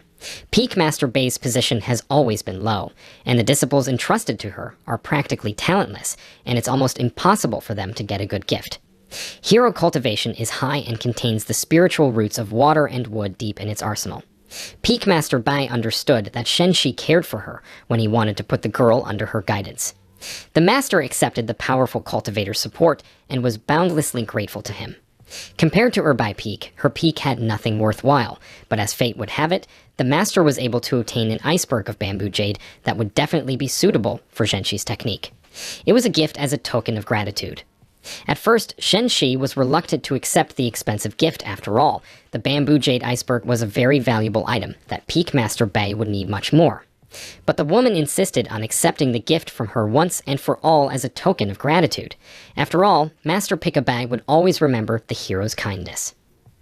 Shen Shi knew Bai Zhang only seemed gentle and could speak well. However, she was actually a woman who is beautiful on the outside and cruel on the inside. She is so determined that not even death could make her doubt herself for even a second. Shen Shi accepted the gift. If Peak Master Bai encounters difficulties, she can always ask for help again. Shen Shi would like to create a magical treasure for Qin Lai before the upcoming sect training. Bai Zhang had heard that Shen Shi was on the path of perfection, so she wanted to ask him for an immortal sword. Peak Master Bai had already taken care of all the necessary materials beforehand. The huge amount of materials prepared allowed Shen Shi to create several magical treasures for the female disciples at once. In return for Shen Shi's help, Peak Master Bai also promised to deliver the materials for the magical artifacts. Shen Shi liked it, just sitting and drinking tea with someone like this. But the suppression realm between spirit connections had weakened again, and the master could barely stay at the god stage. It was required to disperse the Tao rhythm through the body as soon as possible. Bai Zhang also noticed a strange change in her body. Heavenly Elder Brother Tao was too lenient to give out epiphanies so easily. It remained to be seen if the people around them could receive the result of the master's dispel. This Tao rhythm and spiritual connections happen once every month in 10 days. If Shen Shi himself dispels everything, it would surely help his female disciples cultivate their abilities. After absorbing some of the energy, Bai Zhang noticed that she had just had a breakthrough. Her skill had reached a new level. Good preparation and the moment with the dissipation of enlightenment had helped her skip the intermediate stage and go straight to the last stage of the Golden Core. From then on, the guardian of Baz Peak could be addressed as none other than Master Bai Zhan. Shen Shi still couldn't believe that his kingdom's pressure had caused the spiritual ties to leak out. Bai Zhang wished he could come to Urbai Peak more often, because Master Shi's tea was so delicious. Master was fine with a visit at any time of the day or night, but his offer sounded other than a polite reply. Shen Shi needed to be alone and deal with the spiritual connection leakage that had just occurred. A female disciple of Kai appeared in the pavilion. Not missing the opportunity, Master Shi decided to inquire about his successor's cultivation progress. The girl has tried so many methods. When spiritual energy enters her body, it dissipates after 5 spiritual cycles. Not a bit of it remains. Kai was very sorry that she had wasted the elixirs Master Shi had lent her to gather energy. Shen Shi told her not to worry, because he had found another way to help her cultivate. Shen Shi also prepared a mutated Edelweiss for the girl. This elixir was prepared in case the female disciple ever got stumped with cultivation. Except Kai was not attracted to stories about new cultivation methods. The girl was more interested in the blonde hair she found on her master's clothes. It didn't cost Kai anything to assume that this voice belonged to a woman who had recently visited their pavilion. Kai didn't mind that her Master Shi might be in a romantic relationship with someone, but she warned him that he might meet many promiscuous women in this world, so he should be careful. Shen Shi had never approved of his female student's desire to arrange his personal life. Kai had always been defiant and duplicitous, very undisciplined and unruly. But now that Kai cultivation problem had been solved, and the world's path had finally been restored, when the Tao Gold without Frost Jade arrived, then it would be time to close and create magical treasures for the female disciples. 3 months later, a Council of Elders meeting was held at the main peak of the Dantian sect. Recently, distant scouts had been spotted near the spiritual veins under their control. Recently, they seem to have become more active. The 2 small sects closest to the peak have already been absorbed. No doubt they intend to come into conflict with the Council of Elders as well. Master Daiking Huang Wuxian's level is close to that of a gray-robed master, and he hasn't heard of any breakthroughs recently. Without this sect, they won't be able to start a war, as they won't have any advantages. However, the Elder should still be prepared for any action. One would have to bother the Grand Elder and send him on a journey. One must head to Dongming Pavilion and Yuhua sect and explain the entire situation to them. The Council of Elders would hope that in the future, when the time came, he could gain their support. The Grand Elder was willing to go to the pavilion, but he refused to go to the sect. There was very little time allotted for him in this world, so he hoped for the understanding of his colleagues. 10 years ago, an ambassador was sent to Yuhua to announce crucial announcements, but for some reason, he stayed there for a long period of time. Later on, the ambassador returned severely gaunt, and his cultivation level had decreased. A cultivator who goes to the Yuhua sect must possess great strength. This was the only way the Council of Elders could show the sincerity of the Shangding sect. Bai Zhang is at the final stage of the Golden Core, and has enough skills for this task. However, she had just completed the breakthrough, and sending her there alone wouldn't be quite right. The Council of Elders decided to ask Shen Shi. After all, he is an expert of the perfect Golden Core stage, and his strength would be enough to gain the sect's respect. The gray-robed master understood that asking the main villain was not the best decision. It didn't take long for Shen Shi to arrive. All the elders sensed a high-grade X1 treasure in an instant, even though there was no Dao rhythm thread here. Shen Shi was careless and executed the suppression poorly, even nearly creating an immortal treasure. Master Shai would have earned himself a great deal of trouble if the treasure creation had actually happened. All the female disciples of the Reborn Fiend gathered at Erbai Peak and greeted their master. The younger sisters were very serious about mastering their cultivation, especially Kai and Ming Tian. They had both improved their skills and were now at the 5th level of the Kai Awakening realm. All 5 elements of Kai were now correct and specialized in dispersing the influence of spiritual energy. Kai had the 2nd level of the fundamental realm by then. This was all thanks to a new technique that greatly helped all the female disciples make a breakthrough. Dan Lei had mastered the softness around her finger, and had also realized the significance of this technique. Now she could finally make changes based on the characteristics of her spiritual power, and develop a stronger and more suitable technique for her. But before creating her own motivation method, the female disciples were required to demonstrate cultivation to Master Shai. Since Kai was now officially recognized as an element dispersal adept, Dan Lei needed her help in demonstrating the new cultivation method. The female disciples, along with the master, gathered at the Erbai Peak training ground. Shen Shai remembered that he had refined the immortal sword, and so he offered Fire to try it out before the test. The girl was delighted with the new immortal weapon until she paid attention to its appearance. Instead of a beautiful and graceful immortal sword, she saw something that looked like a wood-chopping axe. Shen Shi asked her not to doubt his wares and to try out the immortal sword in action sooner. Kai could feel the strongest Da rhythm flowing from this weapon right inside her body. It was truly of the highest level. Well, even after all the preparations were completed, the demonstration still hadn't started. This time, the battle was stopped by Yu Ling. The girl didn't like her older sister fighting with her younger sister. The other female disciples, realizing the responsibility of the event, tried to pull Yu Ling away. It was time to see the result of the exercise. Dan Len activated the force barrier around her and channeled the energy emanating from it towards Kai. Strengthening spiritual power was an ability that only appeared at the fundamental realm stage. But since Kai was unable to make a breakthrough to this level, one could only assume that this power would be granted to her by the woodcutter, an immortal martial arts weapon. Kai had successfully shattered the ice dungeon, something that someone at the fundamental realm stage was not even capable of doing. Shen Shai realized that the spell had obviously undergone many changes. If Kai continued like this technique would become a spiritual spell of the highest grade. The girl's talent and diligence intimidated even an experienced villain. In the original story of the novella, Dan Lei didn't have any strong understanding. On top of that, she wasn't particularly suitable for cultivation. Therefore, right now, the girl was motivated to fight until victorious. Dan Lei knew that once she became stronger, she would have the opportunity to get closer to her master. Once she became more powerful than Shen Shi, there would be no way for the master to refuse her. Only while Dan Lei was flying in the clouds, Kai was able to seize the opportunity and deliver a powerful strike. The girl's special skill was the chopping spiritual wheel. This skill could only be acquired by the protagonist after the Golden Core stage. It was a real mystery to Shen Shi how the disciple was able to comprehend it after the 5th level of key refinement. Even if Dan Lei has a mutated spiritual root, it definitely doesn't go beyond the 5 elements.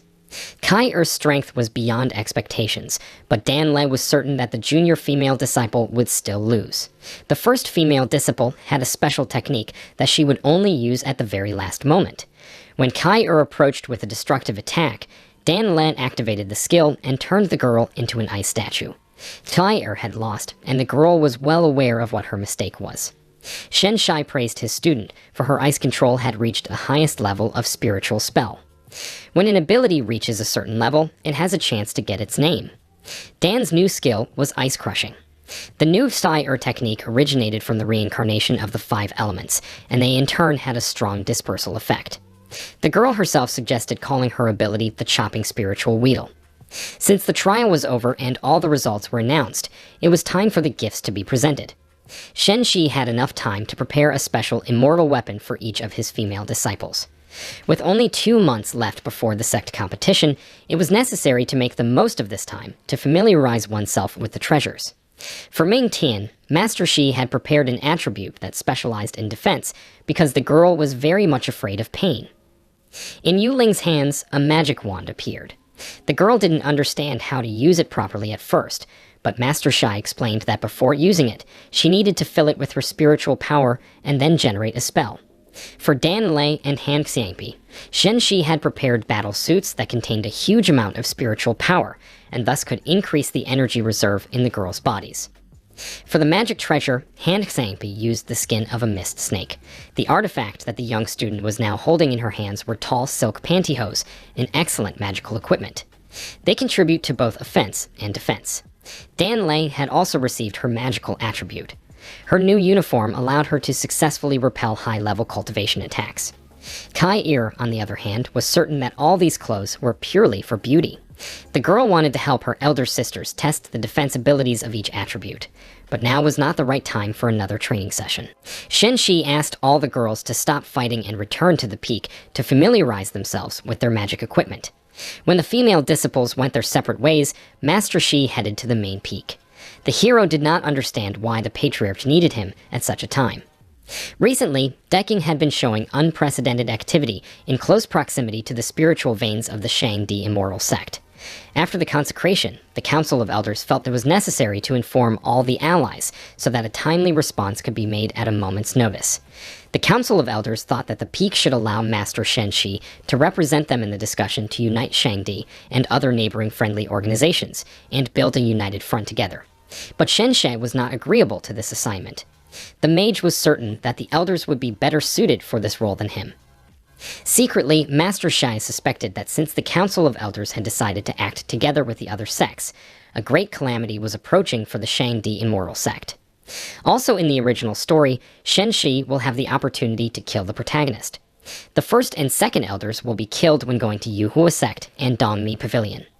Shen Shi was distracted from his thoughts by the news from the headmaster that the Grand Elder would personally visit Dongmei and Master Bai Zhang would go to Yuhua. This was a development that Shen Shi could not allow to happen. The council had decided without discussion that Bai Zhang had already reached the final stages of the Golden Core, and since time was short, she was the best candidate for the trip. But since the council realized that this task would not be easy for the newly minted adept, they asked her to accompany her on this difficult endeavor. The script has changed again. The butterfly effect is getting stronger and stronger. Now even Shen Shai doesn't know if he can control the plot in the next chapters. Master is a member of Shangdi, and unity and brotherhood reign supreme in the sect. Shen Shi simply couldn't refuse the Council of Elders and stop cooperating with Bai Zhang. Since no one knew Master Shi's hidden intentions, the elders immediately whispered that the cultivator had only agreed to this assignment because of the woman. After meeting Master Shai, Bai Zhang immediately made a breakthrough. These two were definitely practicing dual cultivation, and there was no doubt about it. Many novice mages envied the adept, as each of them dreamed of cultivating their energy together with an outstanding villain. Since everything had already been decided, Shen Shi hurriedly excused himself. Now, the only thing left to settle the formalities was Bai Zhang. She needed to take the magic equipment for Kai Ween. Master Shai and Baizhang returned to her by peak. Kai was happy to have her master back and wanted to spend more time with him, but Shen Shi explained that he still had a lot of unfinished business. In a few days, the master, along with a new adept, would go to Yuhua sect to discuss sect unification. For Baizhang, Master Shi had prepared a special magical artifact, the Hanju sword, which he forged from an ice iceberg of bamboo jade. Although the sword's properties were rather fuzzy, it would definitely be suitable for cultivating key Wayne abilities. The more spiritual energy poured into this vessel, the stronger the sword's aura would be. Baizhang only had to take one look at the sword to realize that the treasure in front of her was of the highest level of medium quality. K-Ween would be dangerous with such a weapon. Plus, Shen Shi had added a spiritual seal, so other immortals wouldn't be able to notice the sword, unless the girl used it to the max. This artifact was truly a valuable item, and so Baizhang didn't dare to covet, nor did she understand why Shen Shi was so calm about it. Even the Peak Supreme Patriarchate's best treasure could hardly compare to this sword. Shen Shen explained that the reason for his generosity was because his disciple, Steyr, is close to waking. This weapon might save her life one day, so Baizhang should take good care of it. As Shen Shi has said many times before, Daiking's plans this time are not so simple. If this sect really did have a hidden trump card up their sleeve, they wouldn't provoke the Shanding sect so obviously. Baizhang realized that Lan Shi was taking very good care of her, and therefore she owed him a debt of gratitude. He has everything one could dream of. He has a high cultivation level, no shortage of treasures, so Baizhang couldn't understand Master Shi's true feelings. She believed that Master might be looking down on her, but there was no direct evidence of that.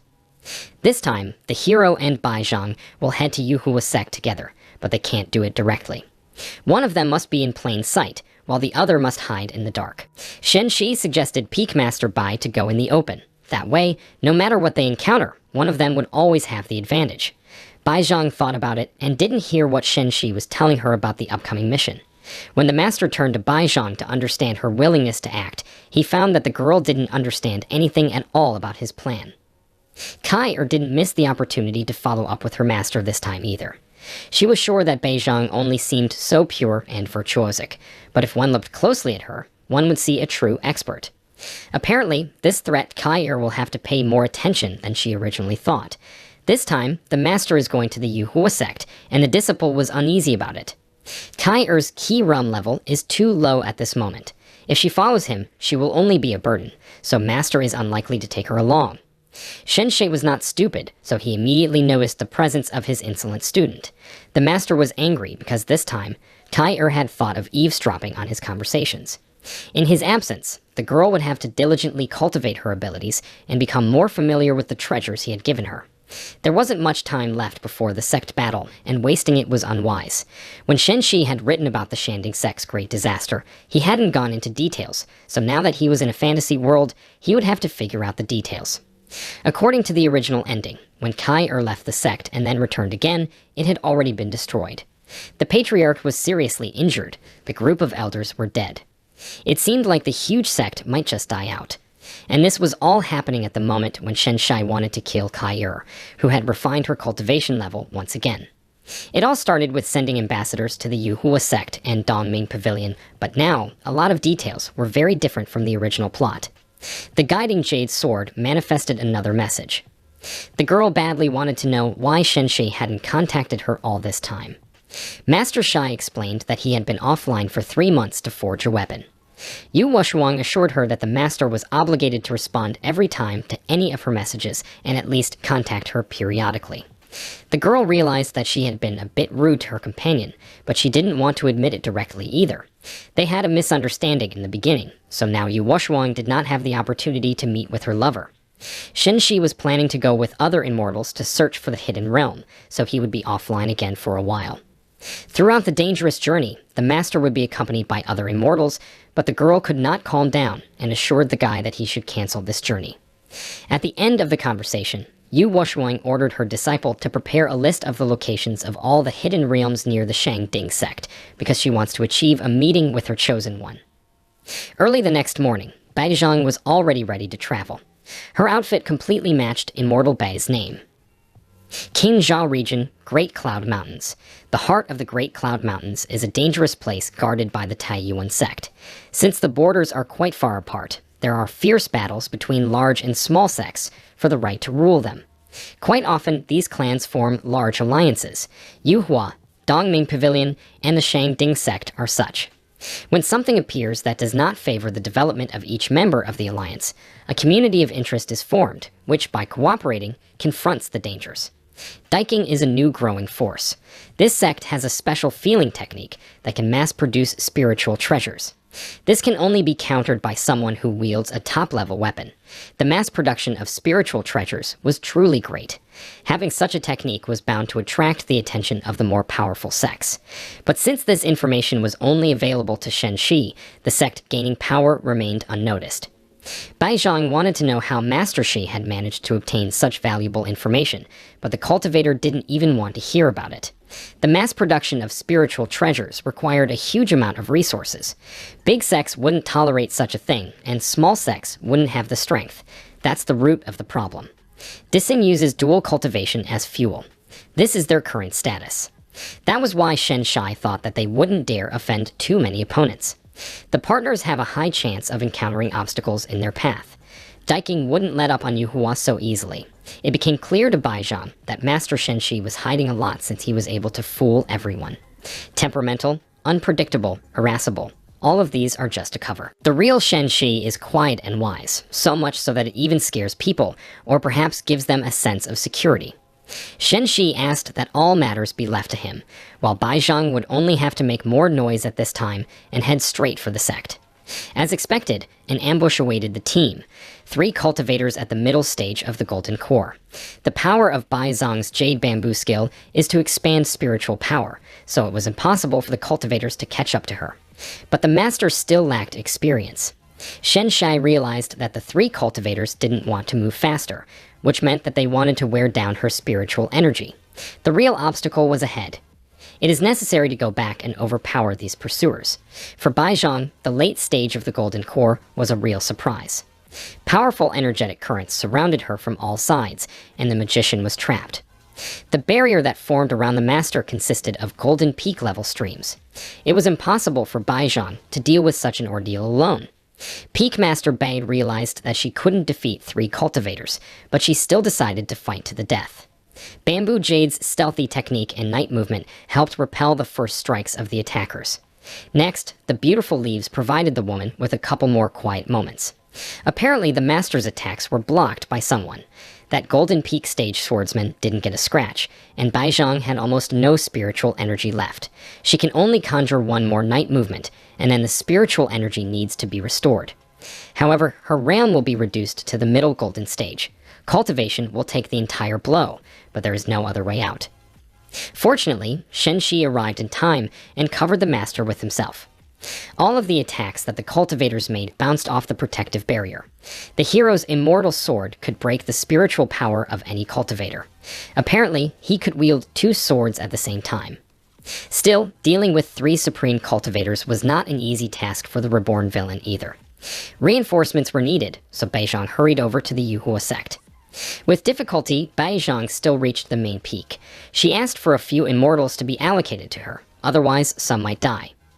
Master explained that she and Master Erbai had been ambushed by people from the Diking sect. Master Shay was now delaying the cultivators, thus buying the girl some time. Bai Zhang's appearance was weak and painful, so one of the masters gave orders, immediately provide the master with medical attention. Elder Sister Luo couldn't make a decision alone, before sending a squad of immortals to help. Shen Shi, she needed to ask the sect master's permission. After talking to the sect master, Big Sister Lu realized that all the rumors were true. The sect master was playing his own game with the Diking sect after all. Since it was impossible to deliver a few immortals for backup, Sister Lu hoped that Master Shag would be able to avoid trouble. One of Diking's men appeared in the reception hall. It was Elder Qi, and he had arrived at the main peak at the invitation of the sect master. Just now, the Elder and his team had killed Master Shai. The Elder regretted that he had managed to lose sight of one master, so he was now expecting to find out her whereabouts.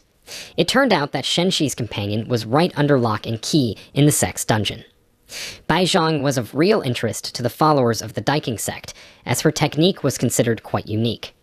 Sect Master Xinding was disappointed that the followers of the other sect had no way of noticing her beauty, which was known in every peak of the kingdom. The followers of the Daiking sect only paid attention to golden stage cultivators. The headmaster recognized that an elder's strength was immense. He was only a step away from the soul nucleation stage. Bai Zong's technique was unlikely to be able to help the mage make his long-awaited breakthrough, so the headmaster offered to help.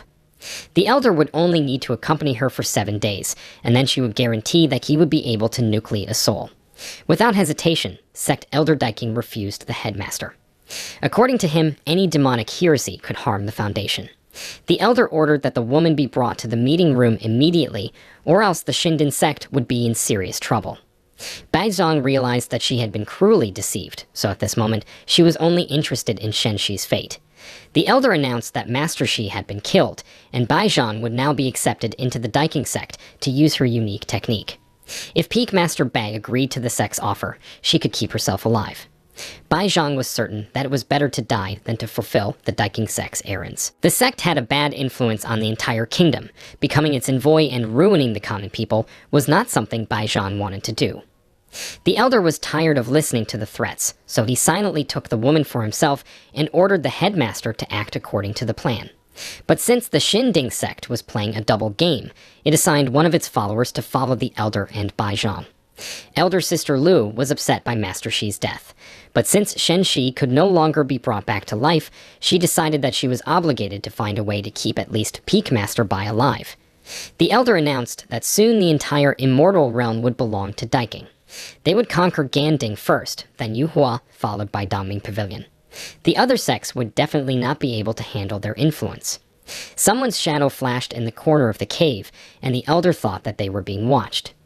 Using his magic ability, Shen Shi was able to move himself to the elder's place. He had used up too much strength, but he could still help the woman heal her wounds. The elder didn't think that the Xinding sect would be able to send more than one spy, so he didn't notice Sister Lu sneaking up on him. But since the Daiking sect didn't need any trouble, the elder made a decision not to let the girl live. While Sister Lu was in the cave together with Shen Shi and Peak Master Bai. Although the girl was not colluding with the sect, but Shen Shi couldn't just let her go. He had purposely said all of this so that those who followed him could listen. Master believed that after Gunning heard the denunciation, she would kill all the cultivators from Daiking who had infiltrated Yuhua, and then contact the sect to join forces again. With her determination, Master believed that everything would be resolved in less than 2 hours, so he would be forced to disturb his sister to form a battle team. 2 hours dragged on for a very long time. Although it wasn't too long to wait out an ambush, but being in the same room with 2 girls was a difficult experience for Master Shai. They weren't well acquainted yet, and Shen Shai didn't even know what to talk to them about. When he got nervous, the hero announced that the time was almost up, which meant that the team should go in search of Sect Master Gu. As Shen Shi had anticipated, the headmaster received the denunciation and immediately rushed to deal with the offenders. There was practically nothing left of the Daiking sect. The headmaster intended to eliminate the last follower, namely Elder Qi. Since it was important for the headmaster to take revenge on Daiking, she personally intended to kill the last offender. Shen Shi arrived at the Daiking sect's pavilion. He announced to the headmaster that there was no need to look for the elder since he had already been killed long ago. Shen Shi could also personally confirm that the ashes of his body had become fertilizer for the flowers. The headmaster did not approve of Shen Shi appearing before her so calmly. Disrespecting the sect leader could have unpleasant consequences. It didn't cost Leader Gu anything to disown a single representative. The people killed by Master Gu were the elite of the organization, so it was unlikely that Daiking would be able to forgive the loss of so many masters. But Gunnin was certain that coming face to face with an immortal from Xinding wasn't as dangerous as knowing the organization's wrath. It was clear that the Patriarch only had intentions of killing. Sister Lu didn't understand why the 3 of them couldn't join forces to deal with all this chaos. Shen Shi activated the divine transformation. Gunin didn't understand why reincarnated Lord Dao existed in a place like the Shanding sect. The hero was clearly one of the world's strongest immortals. After demonstrating his abilities, Master Shi asked Gunin to keep their meeting a shared secret. Gunan didn't understand what Master Shai required of her, but in any case, she would do whatever he wished without further ado or resistance. Bai Zhang and Sister Lu didn't know why Gunan was so frightened at this moment. The headmaster who had destroyed the Daiking sect a few minutes ago was now submitting to the reborn villain without complaint. Shen Shai even felt sorry for the Shanding sect's sect leader. After all, her behavior gave away that something had clearly gone wrong. The master only chuckled. After all, only the leader could make all the decisions in Yuhua. Gunning remembered that the Shanding sect belonged to her and had always been her best ally, so the headmaster promised Daiking to find out their intention. Shen Shai realized that Master Gunning had thought it out well.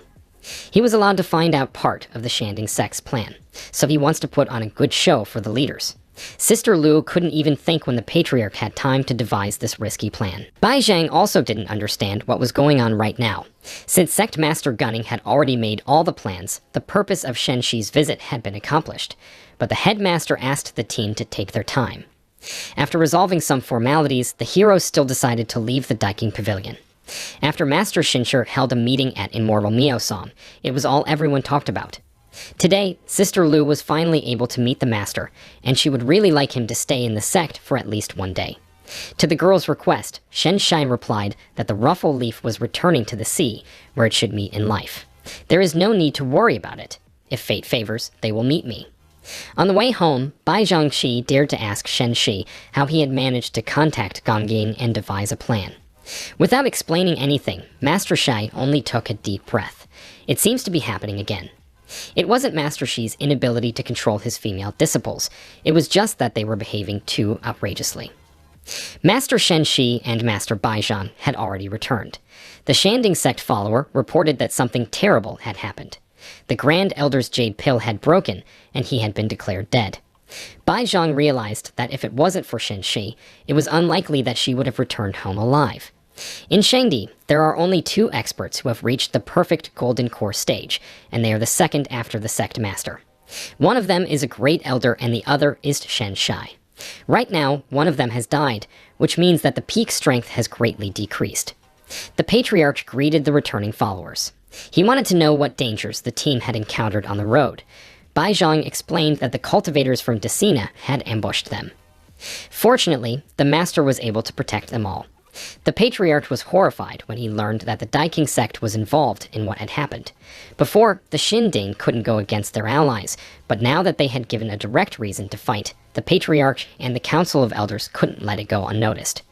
Shen Shi assured that he too would lend his support in the upcoming fight. After the hero left the main peak, the Patriarch received a message that the sect had teamed up with Daiking. Sending someone to fetch the team was already too late. Elder Gu had personally killed all the elite cultivators and said that the rest was left for the Shinding sect to handle. Master had definitely used some devious method to strengthen Yuhua as an ally. The Patriarch was confident that both of his disciples deserved to be praised. The Master was willing to give away any treasures and elixirs the team might need. Bai Zhang intervened in the conversation and assured her that she had no merit in the successful completion of the task, and therefore all the rewards should go to Master Shai.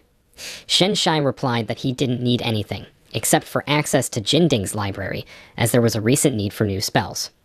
Inside the library were all the basic quality spiritual level spells given to fundamental stage disciples so that they could build their foundation. Shen Shi was already able to go inside whenever he wanted, so the Patriarch didn't understand what the reward was. From the conversation with the Patriarch, Shen Shi also learned that Yan Yan had returned from traveling. She got lucky and found the relic, tried her luck, and completely absorbed its energy. The hero noticed that the plot started to develop much faster. The next cult master had already returned. Ning Shaming's personal disciple Ning Yan Yan had reached a fundamental stage in 3 years. In 6 years, she had achieved what other cultivators take hundreds of years to achieve. Subsequently, in order to reach the golden stage, she went on a journey. Ning Yan Yan would become the next sect master after the current master died in the Great Calamity. In the relic in the form of a demonic bone, a white doll at the soul nucleation stage would be found. She would save the protagonist more than once in the future. However, right now, Tai is still a child at the Kai refining stage. But Shen Shi must hurry up and find a way to help her grow and not miss the upcoming opportunity. This time, the team managed to make an alliance with Yu Hua and also unite from Dongming Pavilion in the near future. Shang Shi was expecting a big war. Master Shi understood that everyone needed to seize the moment and start practicing military training. All the students at the academy would need to be given the opportunity to understand the intricacies of battle. Right now, they were in different positions, so the foundation of the trainees would play no small role. Dead vines, swamp, and snakefish deposits, forces that are at the very top of the foundation stage. The hero was confident that if the trainees joined together in small groups, they would be able to handle them, and the golden stage demonic beast would be a good opponent for the elders. The clan trial will begin in 7 days. The patriarch will send a few golden stage cultivators to explore the dead vine swamp. Master Shi and Bai Zhang won't be disturbed for the next few days, so they should rest well. Shenshi spent the next few days at Erbai Peak in the company of his female students. In a week's time, the clan trials would begin. During this time, everyone must do their best to improve themselves. Every morning for the next few days, Master Shai would teach his students. He hoped that everyone would take advantage of this great opportunity. Although the master himself didn't know what he should teach his successors, but everything is going like a novel so far. It sounds rather pompous, but it's just a way for the master to set the stage. Since all the female disciples rushed to increase their strength, Shen Shai decided to help them gather some earthly and heavenly spiritual energy. The gathering spirituality form was improved when the master had just caught the Tao rhythm. If it could be used to modify low level and spells, one should try out the fireball formula from the library. With the spiritual power of the golden stage, the hero will reproduce the spiritual power of the fire attribute. That's when one would know whether to use it during the battle or not. Master Shi had managed to ignite the spiritual realm fire after all. There was so much energy accumulated in this small orb that if it were to be released, Erbai Peak would easily lose its top. It was necessary to get rid of the energy flow, but there was still one problem: the Shandin Sect's territory. No matter where the sphere fell, the damage from its explosion would be devastating. It looked like using the Tao rhythm to strengthen the spell was useless. If Shen Shai wanted to give the stepping wave a little more energy, even a great Daoist wouldn't be able to stop him. The strongest realm in this world is only at the God transformation, and therefore Shen Shai is under reliable protection. After eliminating the destructive fire sphere caused by the flow of the Dal rhythm, Shen Shai decided to return to the female disciples and observe how their cultivation was going. Just now, Ming Tan had finally made a breakthrough. The 7th level of the refining stage had become available.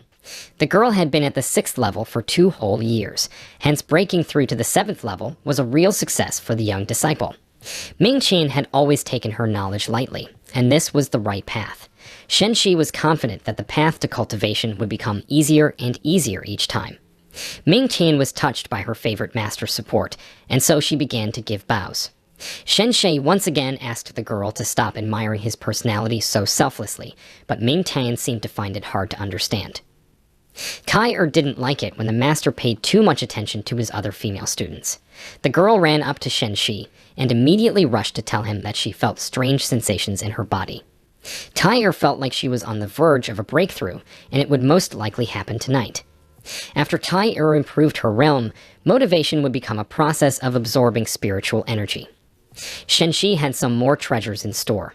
The master gave his disciple an amulet. To activate it, one simply had to open the channel of fire spiritual energy within the ball. Danla also had a tendency to be envious of the other female disciples, and so when she saw the joyful Kai, the girl became less confident in her abilities. Shen Shi noticed that he was being slightly unfair, so he hurriedly found a new artifact to give to the remaining female disciples. Yu Ling ran up to her master and jumped on top of him. Shen Shi hurriedly reprimanded the naughty student for such an action. One must learn to control one's spiritual energy and not spew it out on the people around them. Bai Zhang, having heard that Shen Shi was going to train her students, brought Weeking here as well. The girl needed experience, but she couldn't get it yet because of her undeveloped abilities. The young apprentice only had to watch others train.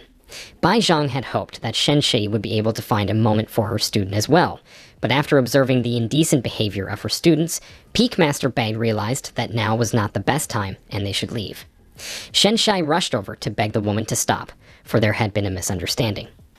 The channeling trial will begin soon, and the rewards have already been announced. The first place winner will receive a high-level spiritual treasure. The top 3 will be awarded low-level spiritual treasures. The top 5 will receive an elixir that condenses spiritual energy.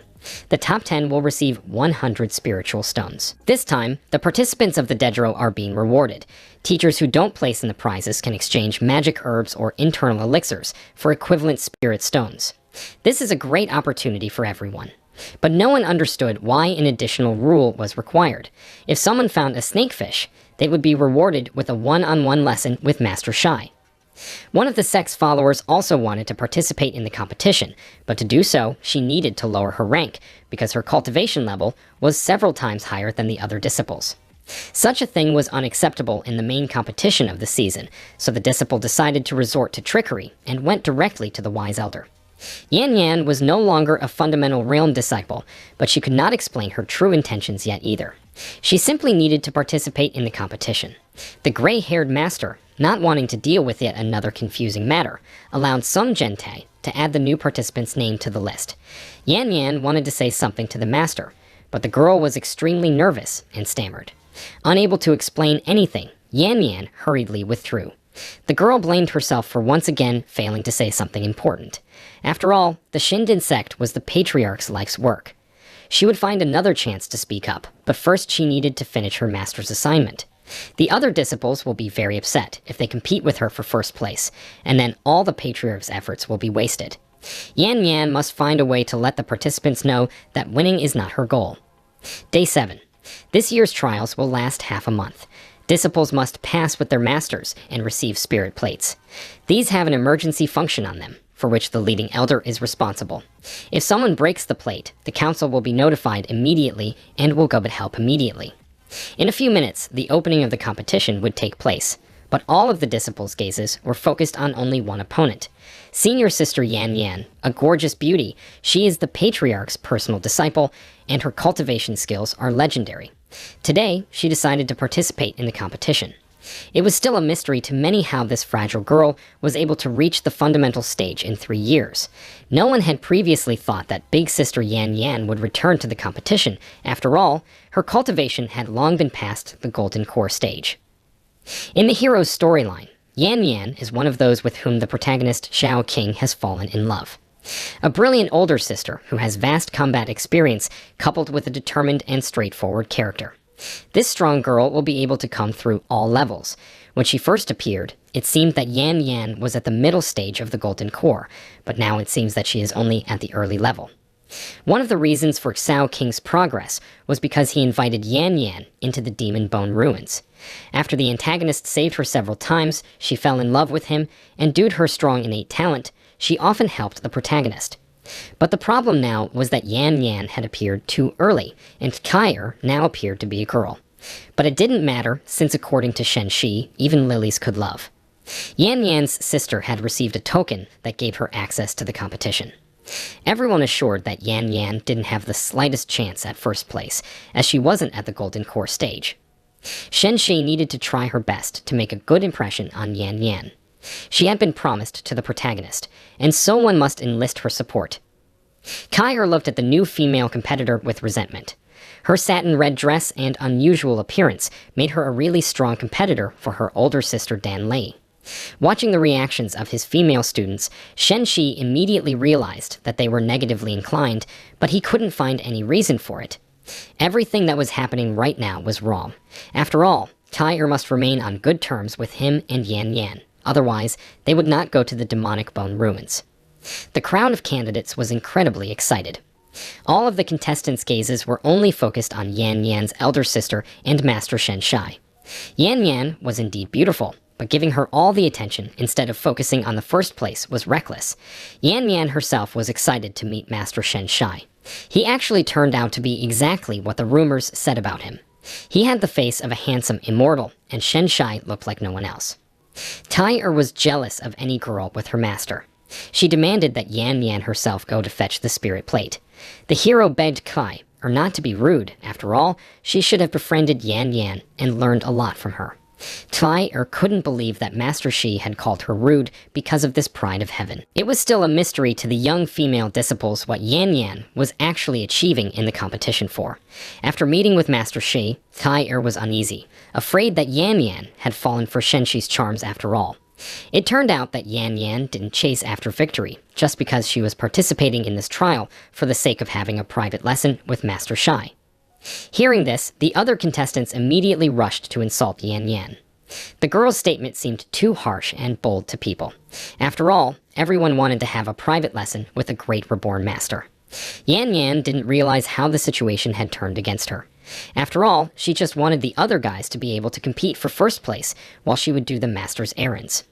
Although Shen Shi was quite popular and handsome, but still he wasn't so familiar with Yan Yan to give her personal lessons. The girl is supposed to be the main character's love interest, not his. The villain who kidnaps the protagonist's lover is usually the first to die. Shen Shi has been through so much already that he doesn't want to put himself in danger anymore. Yan Yan hurriedly corrected herself as she had misspoken. Her only desire was to attend Master Shi's private class, and she had no interest in anything else. Not the first place, not the trials themselves, she doesn't need any of that. Kai lost the last of her composure. She persistently asked Yan Yan to stop being so cocky. After all, the girl hadn't even earned the chance to attend powerful Master Shi's lessons yet. Kai was confident that she could handle any test better than Yan Yan. Kai didn't even need to make such a fuss to attract the master's attention. Shenshai didn't know how to get the two girls to befriend each other. After all, according to the story, they were supposed to create a new side of allies. Kai did not want to make contact with Yan Yan in any way. The girl was sure that no matter how beautiful the words spoken, actions are much more vividly show the true relationship. Without reaching a consensus, the girls decided to make a bet. Whichever of them would be the first to find the 100-year-old snakefish would be honored with a private lesson with Master Shai. Since Yan Yan was the first to start the dispute, Kai had every right to put forward her conditions. If Yan Yan lost, she would call Sai a master, and no other way. The argument was concluded. Tai expected to receive approving words from her master, but Shen Shi explained that Yan Yan was Kai's older sister. She was a very good person, and therefore she shouldn't have been treated like this. Of course, Kai was offended by Master's words. She did everything she could to get his attention, and when faced with a cold reaction, she immediately dropped her hands.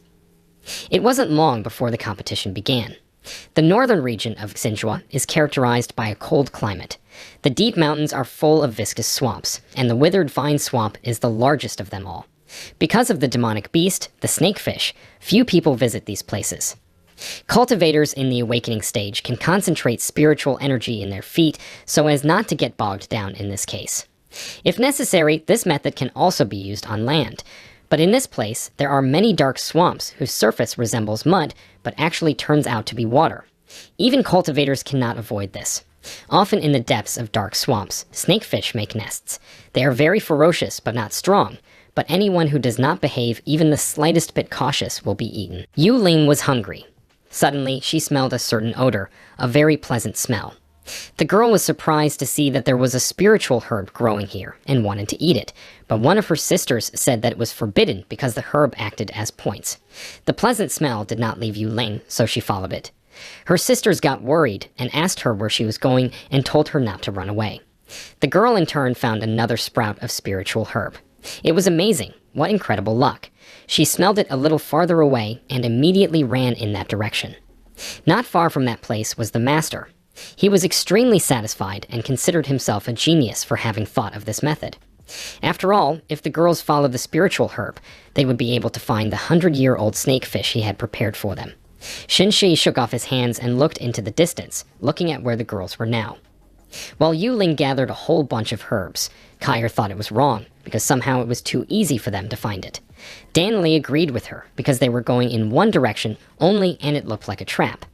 She suggested that they take another path. The master, from the outside watching this, burst out. Why are they so cautious and can't let him lead them to their target?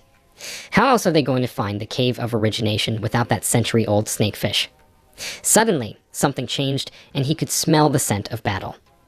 Ning Yanyan found herself in an ambush. She was attacked by 3 people at once and tried to fight back, which was quite difficult. The fire dragon was ready to tear her apart, but the girl repeatedly struck with her sword. A serious confrontation ensued. At this time, Shen Shi was watching the fight nearby. He was impressed because the strength of a beginner at the golden stage could withstand the ambush of 3 mid-level cultivators. First, one would repel the opponent's flying sword to create a path of retreat, then use the momentum of another sword strike to dodge the third person's strongest attack. This girl definitely deserved to be called a genius. At the same time, all the disciples of the fundamental stage were attacked. The elders nearby were also surrounded. Even some golden stage cultivator had taken a good beating. Master realized that there must be a traitor among the elders. Yan Yin was on edge. The girl realized that there was no way to fight them off, so she had to hurry up and find a way out. Because of the sudden attack of the two cultivators, she had no choice but to dive into the water, and they only had time to bring their swords above her. But she couldn't even imagine that the ambush could be in the water as well. When she saw a silhouette in front of her, she put her sword out in front of her. Nothing followed, which surprised her, because she had put all her power into that sword, but it was so easily deflected. At that moment, a huge, mysterious hand reached for her. Was this really the end of her? Suddenly, someone wrapped an arm around the girl's waist and pressed her against him. Yan Yin's face twisted in astonishment, and her mouth opened. Master Shen Shi appeared in front of her. He smiled and asked her not to move, because the evasion technique he used was only effective at a short distance from his body. Shen Shai, still holding Ning Yan Yin by the shoulders and cradling her, said that they should get her out of here first.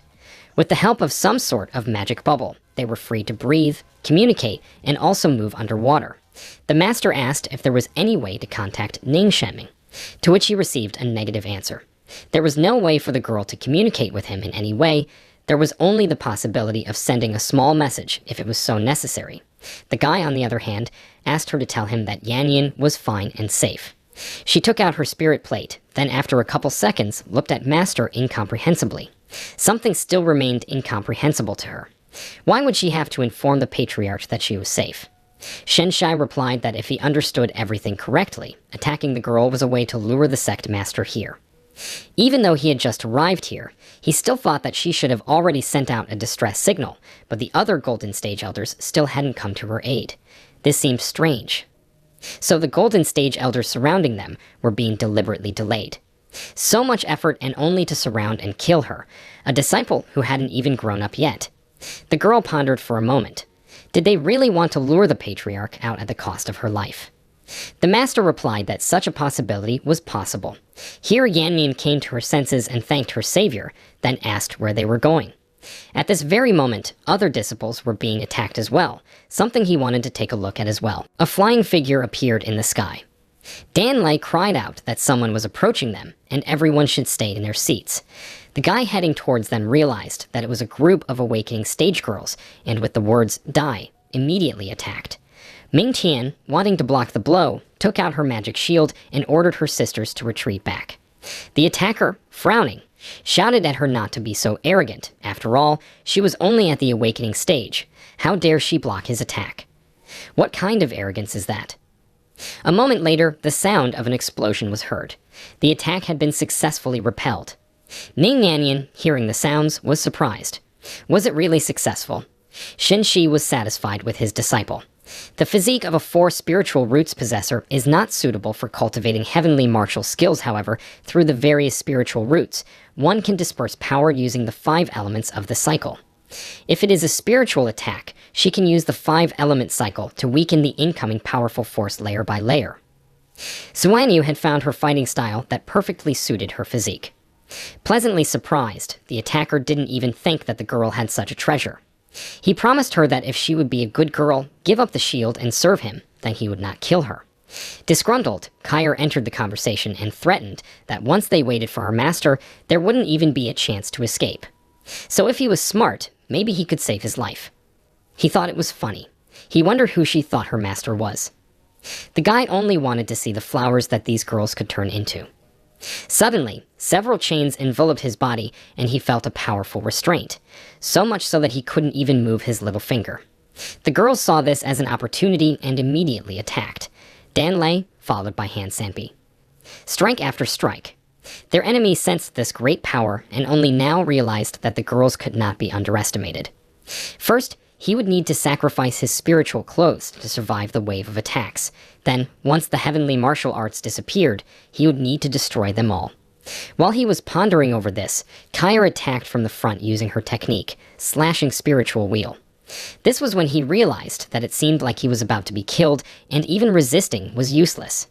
Growling angrily in pain, the guy started to threaten, but immediately felt his sword pierce him, dropping dead afterward. Kyre, looking at this picture, reminded herself that she had warned him. When the master came, he wouldn't have the slightest chance of escape. Pulling his sword out of the guy's body, Shen Shi solemnly raised it into the air. Yan Yan, still standing nearby, of course knew that the master was a famous swordsman, but she never thought that he could cultivate an emperor's sword like this. And this immortal sword was obviously much stronger than the green bamboo. Just how many more secrets were lurking within it? The girls, upon seeing their teacher, immediately rushed towards him, greeting him. He asked if they were all right, to which he received a positive answer from Dan Lei. Kyre, seeing Ning Yan Yan near the master, suspected something. Why on earth was this elder sister together with the master right now? It seemed to her that something was being hidden from them. Yang Nian, however, cleared her throat and said that it wasn't because their master was so rude and only wanted to satisfy his whims. He decided everything himself without saying a word, without even asking for her opinion. Shen Shi and the girls, hearing something like this, were shocked. Yu Ling thought of master slapping her elder sister on the butt, and Kyre even put an axe to his throat, waiting for an explanation. He wanted to clear his name, so he said that this case was an emergency, that's why he got the girl out of there. After all, there was no other way but to break the ice. One of the sisters exhaled a sigh of relief. Ning Yan Yan, as if she didn't understand, went on to say that when they were downstairs, the master was completely unhurried, and also said that he felt good. The guy, obviously thinking that she had picked up these expressions from the movies, began to explain everything once again. Because what the girl meant was that he saw his female students fighting against a golden stage cultivator and realized that their skills had improved a lot. Actually, that was why it was said to be good for him. Yu Ling, believing her master, started bragging that she too had gotten better, but her older sister didn't believe her. Even though after saying that, the girls thought that she hadn't done anything, Shen Shi still praised her and said that he had seen all the effort. Yan Yan was slightly embarrassed, and a thought ran through her mind that the man was pretty good at placating children. Kyre was still bothered by the situation, so she asked where the ambush had come from all of a sudden and if it was a set-up.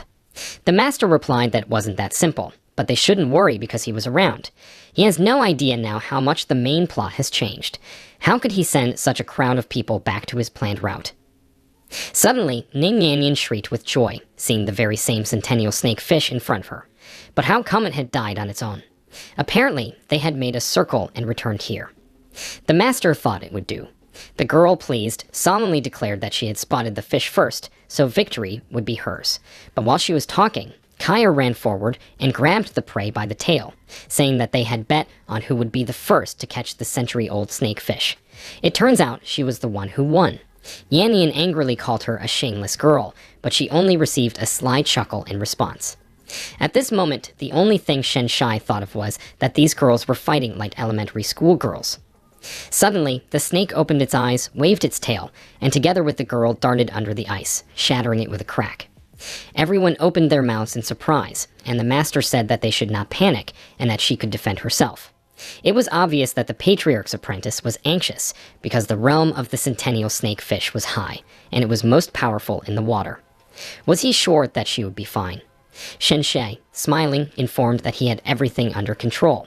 He was glad, because it was because of this mistake that he would be able to return to the main plot. This centennial snake fish would take Xiao Kyre to the Nascent Cave. However, it would take a bit of time for this place to open up. Everyone froze in anticipation, looking at the water. Yan Yan didn't understand, after all. Master Shen Shi had dragged her in and out of the water so easily. His art of subduing the water element could easily save the girl. Did he really have other plans for her? The water suddenly churned, and the surface turned different colors, until a pillar of light poured out of the hole into the sky. 5-colored spiritual light. Is this an immortal cave? Holding the snakefish by its tail, Kyre went deeper inside the cave. It was about to attack, but the girl was just in time to use her spell, the spirit wheel, attacking first and hitting it on the head with her axe. The fish stirred, pushing the one away from her.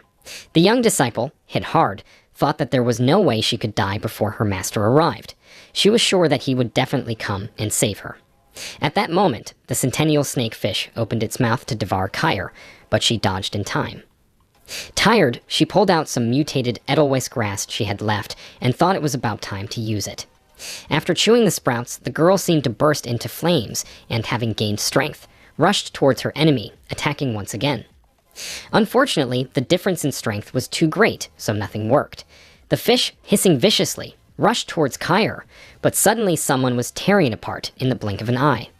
Not holding back tears of joy, the girl thought that the master had been here all this time and had saved her. Shen Shang, in the company of his female disciples, walked through the portal into the cave. They thought that this moving array must be from some ancient immortal. Ning Yanyan added that if it was an ancient golden stage cultivator, then they were very lucky. Ming Tian inquired if it wasn't an ancient one but an ordinary one, then it wasn't so good anymore. Elder Sister replied that it would be fine, but the former were much rarer. And even if that was the case, there should be a mountain of cultivation materials here. Besides, ancient cultivators' research on arrays and secret arts isn't that abnormal. The danger of the immortal cave is relatively low, so it's best suited for treasure hunting. Ming Qian, listening intently, was surprised. Master knew that this cave was an ancient cultivator of the soul nucleation stage. This is the level of the group leader. Kyre would emerge from the battle with a serious injury. Consciousness must leave her body. Kyre's spiritual proximity will attract and absorb the earth spirits that the ancient immortal had gathered just to make a breakthrough. This time, it would go straight to the fundamental stage, and now her super spells that she had learned long ago could be filled with power. She would be able to keep him safe. Yu Ling suddenly saw a kind of blue silhouette in the air and asked in surprise what it was. Shen Shai replied that it was an earth spirit.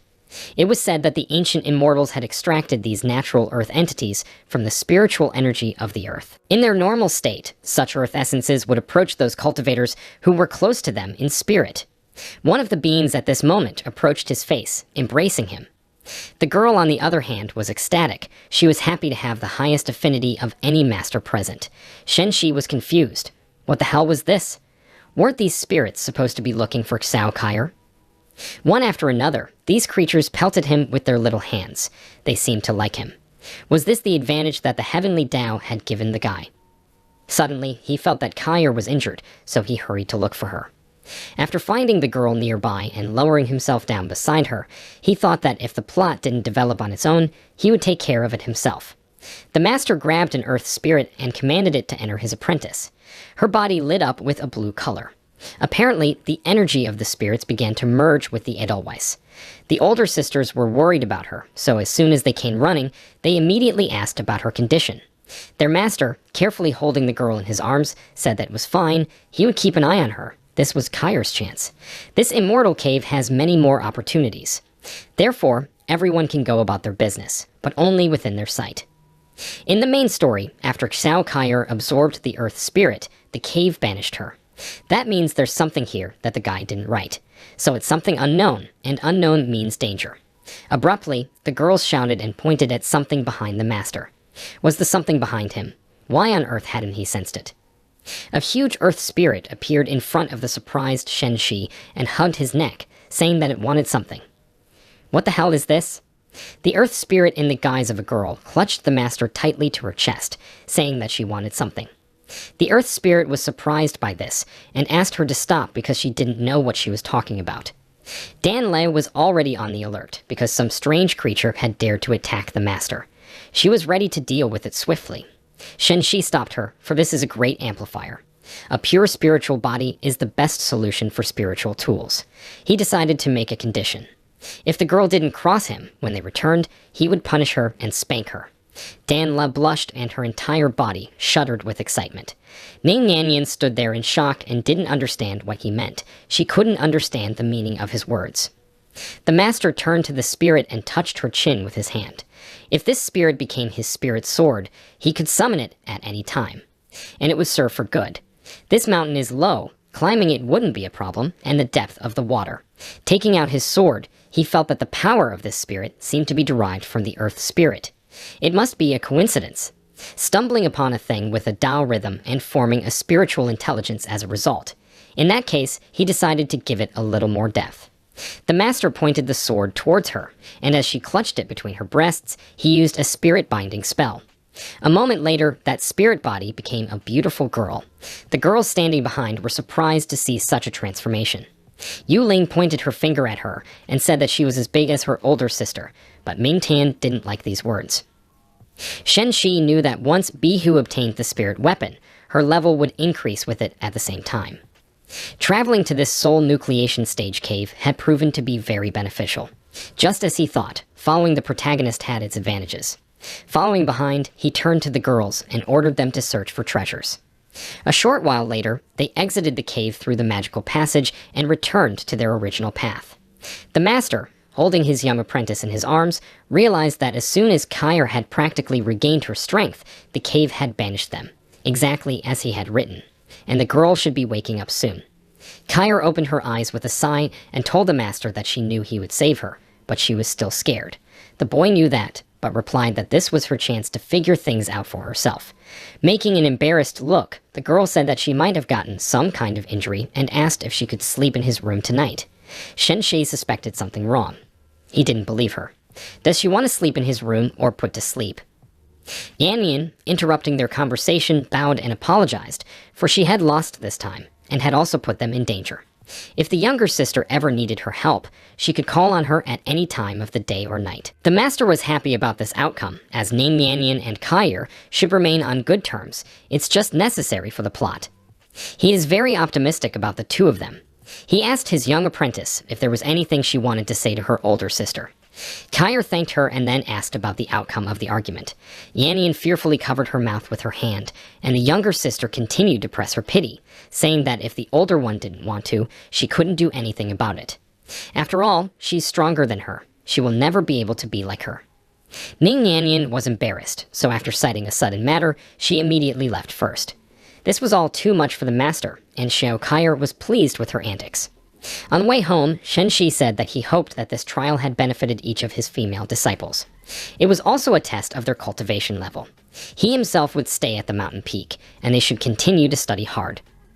6 months later, Fort Mulin.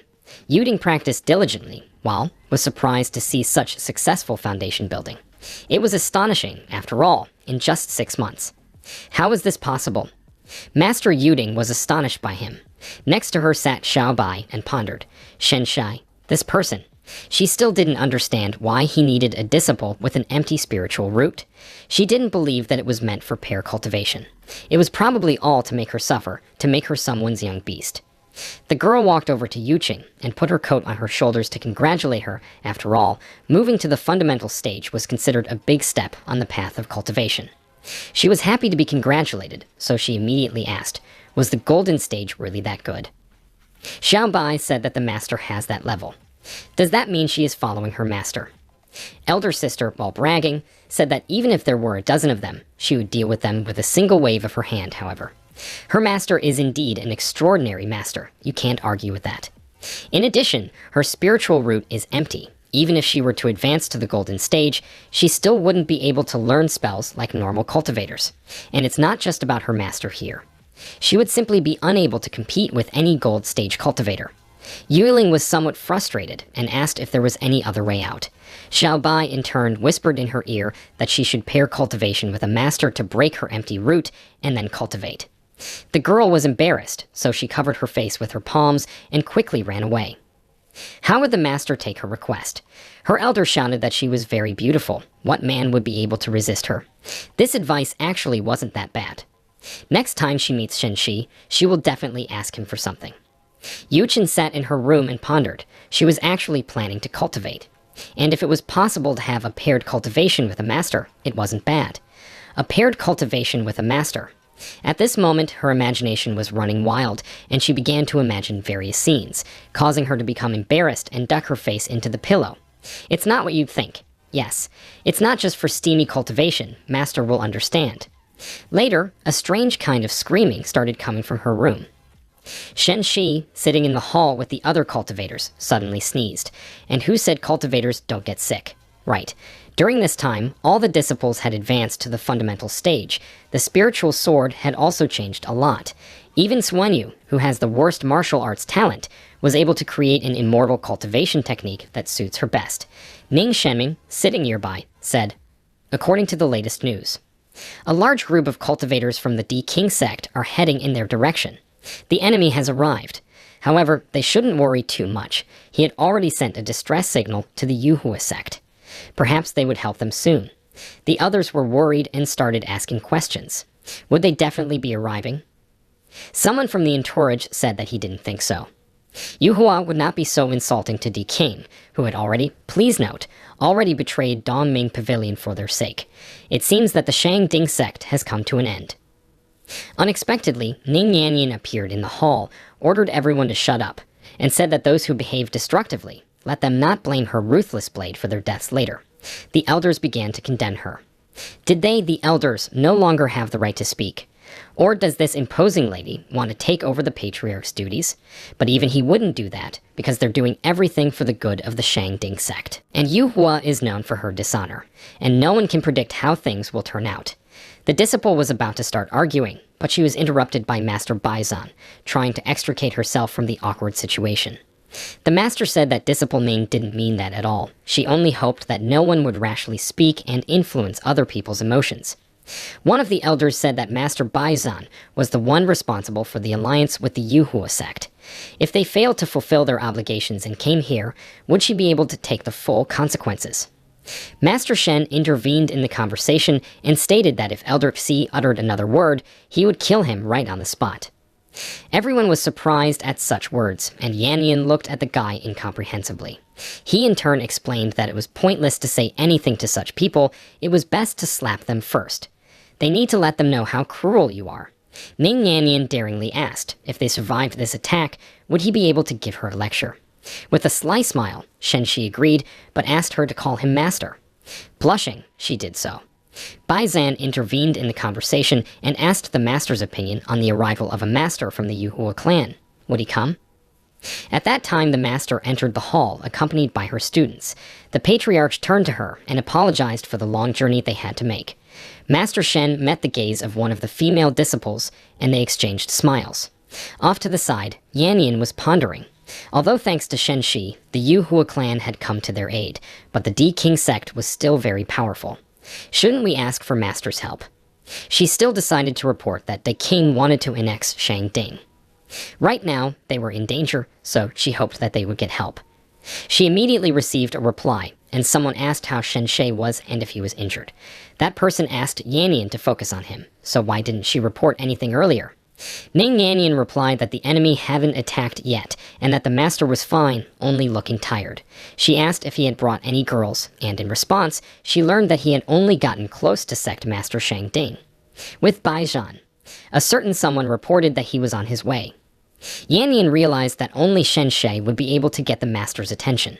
With her strength, they would be able to resolve this sect crisis. Master Shen suddenly appeared behind and asked what the girl was doing. Was she really hiding from him? She hurriedly replied that she wasn't. She was just a little worried about the whole situation. The guy asked if there was anything else bothering her, coming quite close. Then said that if the girl was free, she could visit their Erbai Peak since Xiao Kai'er missed her. He was sure that they should work things out between them and hoped that they could even get close. Yanyan remained silent. She didn't understand why Xiao Kai'er missed her, because it seemed like she wanted to kill her. The girl was definitely up to something, but why would Master Shenshi lie to her about it? Does he really want her to come there, so he made up a reason? Come to think of it, even though she hadn't encountered him that much, he had always protected her. A thought arose in his mind, did he really like her? Though, there's no harm in dreaming. Even if he really did like her, however, he's her master's lover. Who is she to compete for the man the daughter of heaven is in love with? Shenshi, having already traveled quite far away, sneezed once again. Danlei, holding the flag in her hand, asked the master where to put it. He was sitting on a chair with a book in his hands and replied that she could put it on the northeast corner. The girl, arranging the flags, thought that the master had never done such a formation. After all, it is a complete mess, and if it works, it will be creepy. Shenshi said that now we need to set up the formation eye. His assistant asked if he had any treasures that could act as it. Something that could ease the flow of the formation and increase its efficiency. Or something to protect it. Or some hidden features. The master understood the girl and thought that his jade lake should be buried here then. After all, it would be used for defense. Danlei asked, isn't that too careless? The guy used a formation spell. Although he doesn't know this art, but it's just throwing out a couple Dao items. It shouldn't be too difficult. The seal has been set. Could it be considered a success? It felt like it. Who even knew it would work? Master Shen asked the girls to stay in the courtyard until he returned, until they were allowed to leave. The girls looked at him pitifully, and the Great Mountain Gate formation was open. Apparently, the D King sect was already here. Often, cultivators are killed during a battle between sects. He asked the female disciples to take care of themselves. Kyre, unable to bear it, threw herself at the master with a hug. Ming Tian said that it was his responsibility to return in one piece. Yang Ling promised to be obedient, and Dan Lei reminded her that he had promised her butt slaps. Shen Shai told them that with good female disciples like them, he had no choice but to return. He then went to the battlefield. The people from D King sect were already standing at the ready. Their leader turned to Sect Master Wan and said that once the work here was finished, he would definitely keep his promise, so he would count on Sect Master Wan during the battle. The latter thanked him. Not far away from them, a man in yellow appeared. Master Wen was surprised by his arrival, as he had seen this mysterious man himself sucking out a golden pill stage cultivator that day, making him a sack of meat. This was very frightening. Shane Ding and Yu Hua sects also arrived on the scene. Ning Shenming said that both of their sects had never meddled in each other's affairs, so why would Master Huang ruin the relationship with his sect? Master Huang, chuckling, said that Sect Master Ning is in his repertoire. Dai King only wants them to give up their spiritual veins, and then they can resolve everything peacefully. The Patriarch shouted that this is impossible. The Dai King sect's sect master said that he had set his conditions for a peaceful settlement, and if they didn't agree, the Dai King sect would either force them to agree or disappear. At this moment, their master burst into flames. Ning Shenming was surprised. This was late-stage soul nucleation. He had indeed made a breakthrough. He immediately went to Sect Master Gu, and the latter said that there was no need to worry so much. She would stop Wang Renmu, but asked her to forgive her inability to help with the others. The master was grateful to her. Master Wen said that he would deal with Ku Ning. He believed that with Sect Master Huang Ning's strength, Shenming wouldn't be able to last a few hours. Sect Master Gu launched an attack. She hoped that she could finally experience the Dongming Pavilion's green snake art, and Sect Master Wang would give her some advice. He released his green snake, and said that Sect Master Gu was a rare soul nascent stage cultivator. He too would like to exchange a few techniques with her. The two of them got into a fight. The snake wanted to attack Sect Master Gu from the back, but the snake fought back with a strong punch. Master Huang, looking at the spectacle, said that the battle would be hot and suggested Master Ning Shenming to start fighting as well. Unexpectedly, Shen Shi showed up and asked if he was late. Head Huang recognized him. Is this the same Shen Shi? The guy was confused. He didn't understand how the guy knew him. After all, he hadn't insulted anyone. Didn't he send Qi Sanian to the other world by burying his ashes? Sect Master Huang said that he was the one who killed Qi Sanian. Shen Shai began to make excuses, saying that no such thing had happened. The man was surprised. Is he really not going to admit it? Qi Sanian went to intercept Shen Shi and disappeared. They say they couldn't even find the corpse. Did he really not kill him? He stated that no matter what, Master Shen could not deny his involvement in Qi Sanian's death. Shen Shi asked him to back up his words with evidence. Does he really have no logic at all? Sect head Huang laughed and said that having a big fist is the best logic. Having a big fist is the best logic. Sect Master Huang ordered his disciple to deal with Shen Shai. The latter obeyed. 3 cultivators headed towards Master Shen at once. He thought that he shouldn't be too distracted by this battle. The fall of the Shang Ding Heavenly Sect was the key to Ning Yanyan's ascension, but Ning Shenming is a good person, and if he is in danger, he will take all sorts of actions to save his life. He believed that he would successfully retire in the future. The only thing was that he didn't know how to make a large enough sword formation. It would take a long time to suppress those stupid thugs. Bai Zan rushed forward, straight towards the cultivators, and said that they were gold stage. She would do her best to help and distract at least one. Yannian also rushed to help. If he could deal with one of them quickly, then she would help distract the other one. Shen Shi was surprised and told them to stop, as the enemies have a realm much higher than both of them. They shouldn't send themselves to a senseless doom. He exhaled and drew his sword. His opponent, though he knew that there was a difference in their strength present, but wasn't it too great? Aren't they both at the golden stage? Bai Zan was on her last breath. the opponent was very strong. There was a very big difference in their cultivation. She wouldn't be able to parry her opponent so quickly. She needed to use her secret art and distract him. When she opened up, the enemy attacked her, but she dodged in time with Master Shen's help. He said that he could deal with it himself. At this time, Yannian had also weakened quite a bit. She needed to find a way to shorten the distance to the other side, but the enemy's attack was very determined. Once again, Master Shen came to the rescue, repelling his opponent's strike. The girls, pulling themselves together, said that he didn't need to be distracted, and they were still holding on. The two of them are being beaten like dogs. What else is holding on? Shen Shai erected a green protective dome around them, which easily reflected the blows. The girls looked at each other and decided to take this chance by attacking.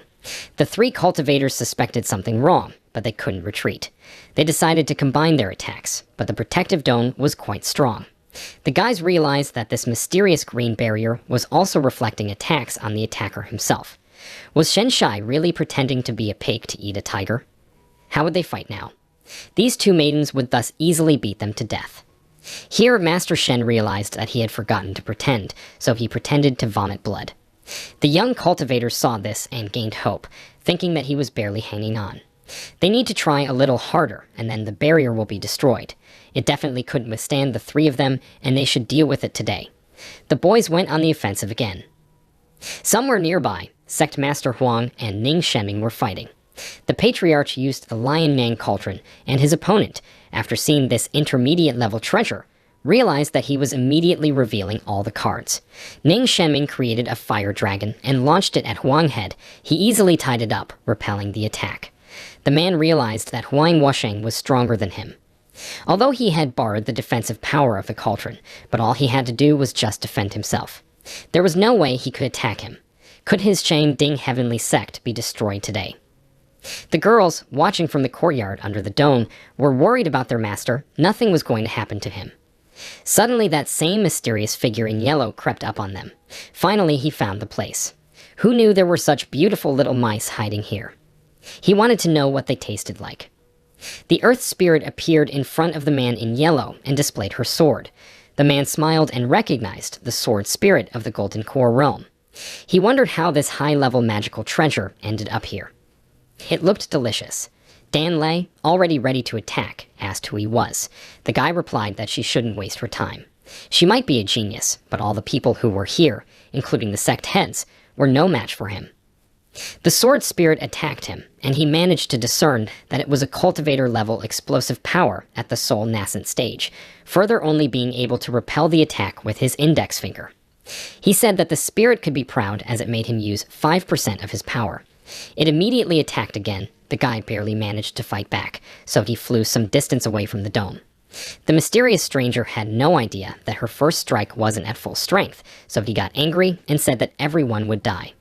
His body was filled with violet-colored energy. The spirit girl attacked again, but the man intercepted her sword. The girls were surprised. It was the first time they had seen such a strange technique. It directly let absorb the sword spirit's spiritual energy. Ning Shemming was fending off Huang Wusheng's blows with his magic cauldron, but suddenly he chopped him, and the Patriarch's body was thrown to the ground. Yannian, seeing that her master was injured, rushed over to him. The two of them ended up in a protective barrier. The man asked why his disciple was here, and told her to run away as the sect leader Huang was heading towards them. He was sure that he would send both of them to the other world, but he couldn't and broke the barrier by vomiting blood. Huang Wusheng looked at Shen Shai in surprise, and he pretended as if he felt really bad. The man realized that he was trying to fool him. Shen Shi's realm is definitely at the Golden Core stage, so this mysterious technique could indeed block his strikes by directing them at him. But it must have its limitations. Master Huang, using a magical treasure, such as earthbound locks, aimed it at Master Shen, wanting to catch him. He, a soul nascent stage cultivator, is using a magical treasure against a Golden Core realm cultivator. How could Shen Shai be faking it here? Suddenly, a deafening explosion rang out. Master Huang chuckled and told Ning Shemming that he should give up, because now that this expert had made a move, not a single soul from his Shang Ding Heavenly Sect would survive. It was already too late. The Shang Ding Sect Master felt this pressure, but he didn't think that his enemy still had an ace up his sleeve. Huang Wusheng realized that the threat was no longer here. All that was left was to catch Shen Shi and force him to hand over this beautiful technique. What was his surprise when Master Shen appeared in front of him riding a sword? He said that if he wanted a fight, he would have played along, but he had dared to sneak attack Erbai Peak and touch his female disciples. Since the plot had taken a wrong turn, Shen Shang would help guide him. The guy released the powers he had previously held back, and they swirled around him. The young cultivators didn't understand what was happening. The spiritual powers of the heavens and earth were swirling around. What realm must a person be on to be able to affect a spiritual power of this magnitude? The entire battle site lit up with a blue light. Shen Shi was emitting an extremely powerful energy. The young cultivators thought that this was a breakthrough into the soul nascent realm. Only Ning Shenming alone knew that he was fueling his own cultivation. He never believed in the guy, but still, he decided to risk his life for the sake of the sect. Ning Nanyan was concerned as she looked at him and shouted out his name. Master Shen himself, on the other hand, had lost his concentration after the attack on Erbai Peak, allowing the heavenly Tao to enter. He felt a mad rush of spiritual energy and the depth of the Tao. It was increasingly difficult for him to restrain himself from making a breakthrough. Suddenly, he was attacked from behind by Huang Wuxian. He didn't consider the fact that he had made a breakthrough as something amazing after all. It was only an early stage of the soul nascent realm. Shen Shi, noticing him with the corner of his eye, thought that it was very timely, as he had not ascended yet and could take the chance to disperse all that spiritual energy. Their swords crossed each other. At this time on Erbai Peak, the sword spirit was defending her students and her own life with her last strength. The stranger in yellow started to choke her while laughing, but Hanaxiampi acted as a protector, wanting to kick him, but his strength stopped the girl. The guy smilingly said that although the spiritual energy of this sword was delicious, but it couldn't compare to the soft skin and tender flesh of such a doll. Stepping back a bit, the girl thought that she should buy some time for her sisters before she died. She rushed to the villain again, and he decided to accept her challenge, but then Master Shen stood between them and approached the student and stroked her head. She asked him what he was doing here, and he replied that the rest of his business was more or less settled, so he went back to them. The Patriarch and Yanyan, seeing Master Huang lying on the ground, couldn't even think that he was with a late-stage soul nucleation after a single swing of Shen Shi's sword. The guy in yellow standing in front of Shen Shi was somewhat disappointed. Who would have thought that the owner of such a strong spiritual sword would turn out to be a weakling? He offered him a different way. He would give him all his spiritual items and the sword, and he would keep him alive. He also asked him to give him a couple of those pretty girls, since he hadn't eaten in a while. The master claimed that the guy was talking too much, and the guy retorted by saying that if he so desperately wanted to die, he would fulfill that wish, and launched the karmic Black Lotus fire at him. The irritated Shen Shi crushed his opponent with one slashing blow, splitting him in half. His female disciples didn't realize anything at first, and then clapped enthusiastically at the master. Master Shen reprimanded. If Yuling is stupid, that's understandable, so now the others are stupid too. How many times had he repeated, cremate the corpse, destroy the traces, get rid of the ashes? If you think about it, the guy had revealed too much of his power. What kind of lie could he come up with to get out of it? He decided to just pretend, because luckily all the characters he wrote turned out to be pretty dumb. Hooray for goofy light novels. The guy leaning on his sword suddenly fell down. The female disciples immediately ran over to him. Ming Tian asked what was wrong with him. He replied that it was nothing. He had just rekindled his cultivation. Maybe after a few years of treatment, he could recover. Tyre, crying, asked her not to be scared, that it was all because she was stupid and needed his protection.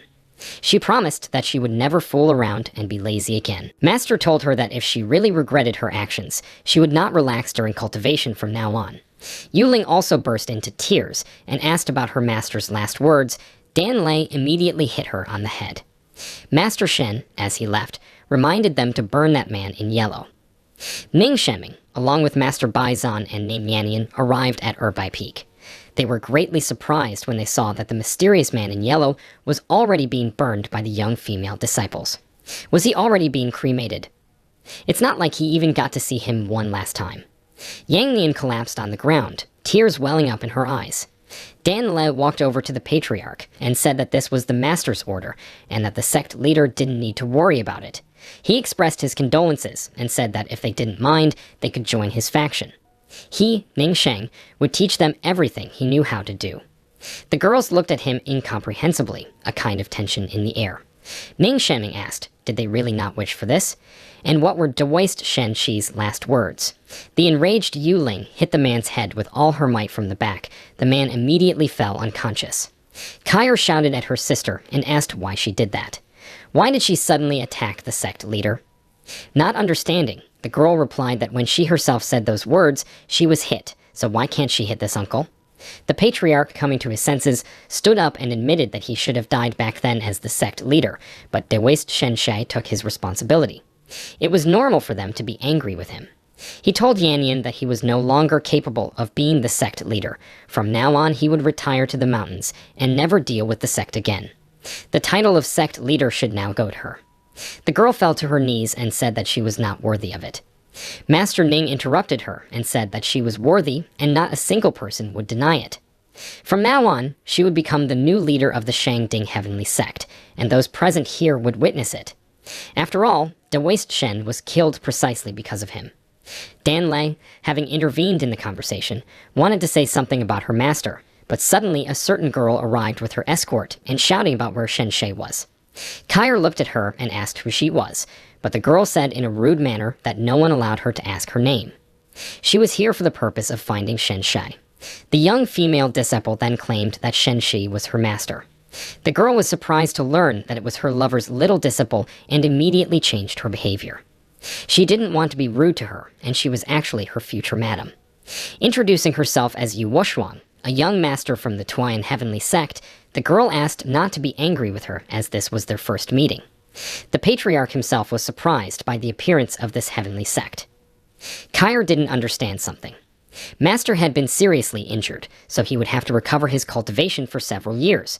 This was her chance to get close to him. But where did this woman with a strange status and appearance come from? How could a master be so unscrupulous? Yu Wushuang looked around and exhaled lightly. Fortunately, Shen-shi wasn't here and she was too hasty. He shouldn't be allowed to see the girl's reckless behavior. She once again asked where the master was. Ning Shenming was about to reply that he was dead, but Dan Lei quickly took control of the situation and said that he had been seriously injured, so he was recuperating at home and not receiving guests. Therefore, she asked the young master to forgive him. The patriarch immediately asked who was cremated then. The girl replied that it was the enemy that Master Shen had defeated. Bai Zan wondered in surprise, so Shen-shi didn't die. Yu Wushuang asked if she could visit him since he was injured. Han Xianpi apologized and said that her master was in a coma, so he was unable to receive visitors. Celestial Sect Master Taeyan, worried, said that she only wanted to take a look at him and wouldn't bother him. She could even give him some medicine. The girl wasn't prepared for this, so she only had 6th level Giyuan pills with her. This should be enough to cure most wounds. Ning Shenming was surprised that the girl had these pills. Kair then asked if these things could cure her lord. The patriarch stated that a single Giyuan pill could resurrect the dead and restore flesh and bones. With just one pill, all those below the demigod level would be able to quickly cure all wounds. It could be said that this pill alone was worth more than a supreme treasure. The young female disciple took the pills, and Yu Wushuang said that she only had one bottle. There are about a dozen pills in it. She didn't prepare that many. Kair said that Master needs to recover for at least 2 to 3 years. 10 pills won't be enough. More need to be prepared. Master Yu, as if obeying, said that she would definitely bring more next time. The young apprentice thought she was very generous, so she would allow her to see the mister, but only with one eye. The latter thanked her, calling her a little fairy. Dan Le, looking at the girl, felt that this young sect master was not qualifying. With her standards alone, she wouldn't be able to endure any ordinary battle at Erbai Peak, let alone win a mating battle. Yu Wushuang, following Kair, thought. She would only take one look at him. He's in a coma, so no one would catch her sneaking a glance at him. Yu Wushuang crossed her arms on her chest and said that she was leaving because she was sick of looking at Shen-shi. The guy, on the other hand, while munching on an apple, didn't understand at all. How come he got flown over? Why did she even come here? The exasperated girl was leaving Erbai Peak. Her mind was spinning with thoughts. Who is she? Where is she? And what did she just say? Yanyan asked her if she was worried again and said the wrong words. The one in tears hugged the girl and said she didn't want to live anymore. Someone standing nearby was surprised. Someone smiled triumphantly. One of the master's subordinates covered them with a sphere, cutting them off from everyone. Xiao Lu comforted Yu Wushuang, telling her not to cry. After all, this was just one failure after all. She had already experienced the bitterness of many defeats. The girl looked up and declared to her that she had changed. Yannian said that she would still have many opportunities in the future, she just shouldn't miss them. Celestial Sect Master Taedan admitted that she had said such harsh words. Was there even a way out of this situation? Covering her eyes, the girl recalled the hugging scene with Master Shen, then sighed and told her master that there was definitely a way out. They could even have a scene where the beauty saves the hero. Then he would definitely reconsider his opinion of her. Yu Wushuang, wiping the tears from her face, asked if it was true. Ning Yanyan replied in the affirmative. The master then said that the girl didn't even have a video of his lesson that she had asked him to record. Xiao Lu said in her defense that she was trying hard and she would succeed soon. The master said that she had already heard that last time and repeated that the one had changed. This time, Yanyan became much closer with Shen Shi, so she apologized this time. Master Yu, after leaving the sphere, said that she would trust her once more. Then from now on, if there was any news, she would have to report it to her immediately. She decided to leave the care of Shen Shai Yanyan. She would need to help look after him and not let any woman get too close to him. Then, together with her escort, she left Erbai Peak. Ning Shenming asked Ning Yanyan what their relationship was with the young master of the Taiyan Heavenly Sect. The girl replied that she had once saved her life. She had already sworn her loyalty to the young master, so she asked Master Ning to forgive her and find another candidate to become the sect leader. The patriarch in turn asked Yanyan to forget about it. He would still hand over the position of sect leader to her and only hoped that she could take care of the Shangding Heavenly Sect. There was nothing left for the girl to do but obey him. With a sly smile, Ning Shenming thought that this was great, since they had managed to team up with the Tulan Heavenly Sect. His disciple had done a great job. During the battle in the Shangding Heavenly Sect, Huang Wuxian, the patriarch of the Deking Sect, suffered a crushing defeat, and his cultivation was sealed. Some of his disciples surrendered, while others fled in different directions. The large Deking Sect collapsed in an instant. Ning Yanyan officially took over as the leader of the Shangding Heavenly Sect, although her cultivation is still weak, but she has the support of Ning Shenming, and is very resolute in her words and actions. Those who voiced insubordination met her blade, and even those who could use their seniority shuddered when they saw Ning Yanyan. Those who opposed Ning Yanyan taking over as the sect leader eventually calmed down as well. Subsequently, Ning Yanyan's reputation as an unyielding fairy spread like wildfire, and the disciples of the Shangding Heavenly Sect began to praise her. Only Ning Yanyan knew that it was all because of Shen Shi's teachings. It could be said that the Shangding Celestial Sect had gained glory in a single battle. Also, someone had spread the news that it had become a subsidiary sect of the Taiyan Heavenly Sect, and an endless stream of hermit clansmen began to come here for a while. The sect was now thriving, but since then, Erbai Peak had disappeared from everyone's memory. Master Shen lay with his hands behind his head and enjoyed himself while Ming Tian waved a fan at him. Ever since he had sealed his cultivation, his female disciples had matured a lot. Kyre has been cultivating tirelessly for days and nights, and has successfully embarked on the path that the protagonist should follow. Finally, she is no longer causing trouble, and Xuanyu and Yuli are taking good care of him. He literally has a divine life. Ming Tian lifted Master Shen's head, saying that he might not be very comfortable without a pillow, and it would be better this way. He tilted his head back slightly. Her breasts appeared in front of his eyes. She asked how he was feeling, and said she couldn't see his face for some reason. The guy turned on his side and said that it was okay, and that he couldn't really see her face from that angle. He couldn't see her face himself. In any case, it was very comfortable. Noticing that Dan Lei was reading a book nearby, he asked what kind of book it was. She was very enthusiastic, and the girl had been picking up a lot of books about formations lately. The young female disciple replied that she was reading That Night I Insulted Master Who Lost His Cultivation. It was a new book written by Fairy Kingling. The master was mortified. Who would have thought that they had someone in their sect writing such books? Dan Lei pointed out that she wasn't from their sect. She was a fairy from the Bay Sword sect. Her books are very popular throughout the Kingsho area. The girl said that she really likes these genres because the main character in these books is very similar to a master. Shen Shi was satisfied with this kind of answer.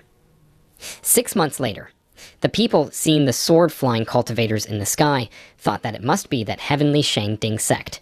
They are even more beautiful than the rumors. The one standing next to him stated that, of course, the Shangding Heavenly Sect is no longer the same as it used to be. As a subsidiary sect of Taiyan, it had a significant potential for growth. The youngster said that he seemed to have a good understanding of such matters. Couldn't he tell more about everything? Shen Shi, raising a finger in the air, replied positively. After all, fate itself had brought the two of them together. For just one spiritual stone, he was willing to bring him up to speed. The latter was silent for a moment, then sadly said that it was very expensive. Disgruntled Master Shen turned around and said that since he didn't want to listen, let him forget it. Did he really believe that the Shangding Heavenly Sect would accept a person with his cultivation? The guy agreed for 1 spirit stone, while Shen Shai decided to cheat and raised the price to 3 stones. In the past 6 months, the Shangding sect had rapidly expanded and opened 3 more spiritual mountains. Before the disciple recruitment started, there were only 12 peaks. Now there were 14 peaks. And also, one of the peak masters lost his cultivation base and became akin to a mortal, so this peak is not accepting disciples. You might ask, why would a person without cultivation be able to remain a peak master of one of the peaks? There is a touching story behind it. Master Shen finished his story, adding that if they wanted to hear the continuation, they should not skimp on spirit stones. Watching this entire performance was Ning Yanyan and her disciple. He asked her, would they really let Shen Shi fool around like this? The girl replied that he was talking business. The one continued his discontent. It was true that he was saying fascinating things, but wouldn't this ruin their sect's reputation? Shen Shi had already gathered more than a dozen ordinary cultivators there. The sect master said that it was because the guy was embellishing his stories that the level of cultivators joining their sect was getting higher and higher. These cultivators are completely devoted to the sect, and he, as a selection elder, on the contrary, should be grateful to Shen Shai. The youngster didn't think that Master Shen would be able to help the sect even after losing cultivation. Ning Yanyan became extremely angry and yelled at the elder. She said that from now on, it was forbidden to mention what happened to Shen Shi's cultivation within the sect. He realized his guilt and declared that he would definitely remember it. The sect master hesitated for a moment. What happened to the batch of technique scrolls passed down from the Heavenly Taiyan sect? The elder replied that he had ordered that they be stored in the library tower. As the girl wished, the tower was divided into 3 floors. Only those who had reached a certain level of cultivation and contributed would be allowed access to the higher floors. Yanyan said that it was not her request, but Master Shen's.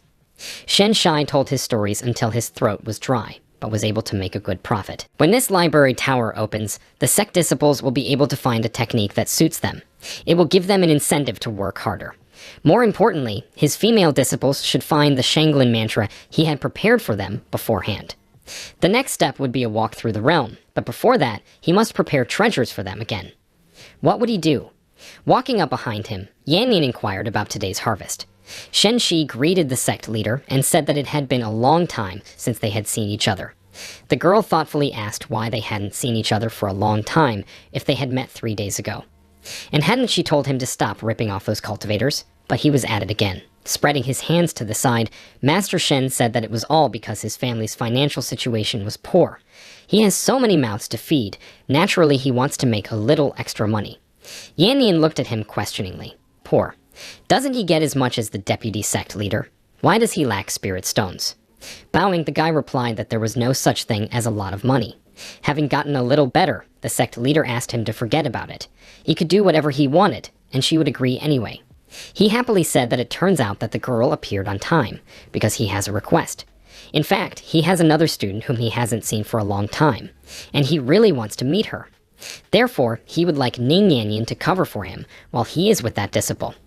Xiao Lu covered her mouth in astonishment and asked, is he really dating someone outside the sect? In response, he said that she could be understood since that disciple had a special physique, so he couldn't risk bringing her into the cultivation world. However, right now, the guy doesn't have cultivation, so his female disciples would be worried if he went alone into the mountains. Therefore, he hopes that she can cover for him. She just needs to tell him that she found a doctor who can restore the meridians. Confused, Yanyan said that Shen Shi usually calls her Ning sect leader, but now he calls her Yanyan. How can he treat her so plainly? And he wants her to lie to his disciples so he can see someone else. He called her name, seeing the strange look on her face, and the girl smiled, saying she was only joking. But now that he had no cultivation, surely there would be no problem on his own. Master Shen said that as long as he had Bihu's spiritual sword, that one would be fine. She wanted to help him. Shen Shi was happy about this outcome and said that he would wait for news from her, and in the meantime, he would check on his disciple and immediately ran away. The girl thought that a person of such a status as hers should not be in the clouds. Library Tower. Yu Ling called out to her sister after seeing so many people around. Danle asked if she had found a good technique, and the girl replied that an old uncle in the library had stashed one for her. Kaya rounded her eyes. Did she really need one too? The man in the library was not happy after all. There was so much trouble from Dewaist Shen Shai. If he wanted to give the techniques to the disciples, he could have done it in person. Why hide them in the library and ask him to pretend to be an expert who was secretly giving them techniques? The enthusiastic guy, upon seeing the girl, said that she definitely deserved to be on the second place in the ranking of fairies. Her perfect wavy hair, beautiful face, elegant character with a dash of arrogance. I wish she would step on it. The guy standing next to her called that one a pervert. Because of him, their morals are falling. Although, if it was about Fairy Yuli, it made sense. Kyer told the rest of the sisters that it was too noisy and asked them to leave once Xuanyu and the others came out. Just then, a young guy walked up to Dan Lei and introduced himself. His name was Zhou Denangxi, and he was the eldest son of the Zhao family from Qinsha Mountain. He then asked if he could be lucky enough to be her friend, to which he was refused. The girl was not interested in him. Zhou Denangxi had heard about her reputation in the fairy rankings, and after meeting her in person, he had no doubts left. He had already admired her for a long time, so he brought a level 3 blood-strengthening pill. Dan Lei once again refused him by turning away. The guy thought that, of course, Dong Yuli was arrogant and proud, however. He had heard that her master was a tyrant. She and her younger sisters had suffered enough. He was sure that if he could find the right approach and help this fairy with her problems, the girl wouldn't treat him like this anymore. There wasn't a girl he hadn't gotten to yet. Kyer suddenly interrupted his reverie and asked him why he hadn't left yet. He replied that he had heard various rumors about her master since joining the sect. The girls looked at him angrily. Fairy Yuli had no choice then, but now he was here and could ask the elders to appoint a new master for her and her sisters. Zhao Dianxi confidently said that they would agree in tribute to her family. Also that a talented fairy like Yuli shouldn't mess with this cripple. Suddenly everyone moved a few meters away from him.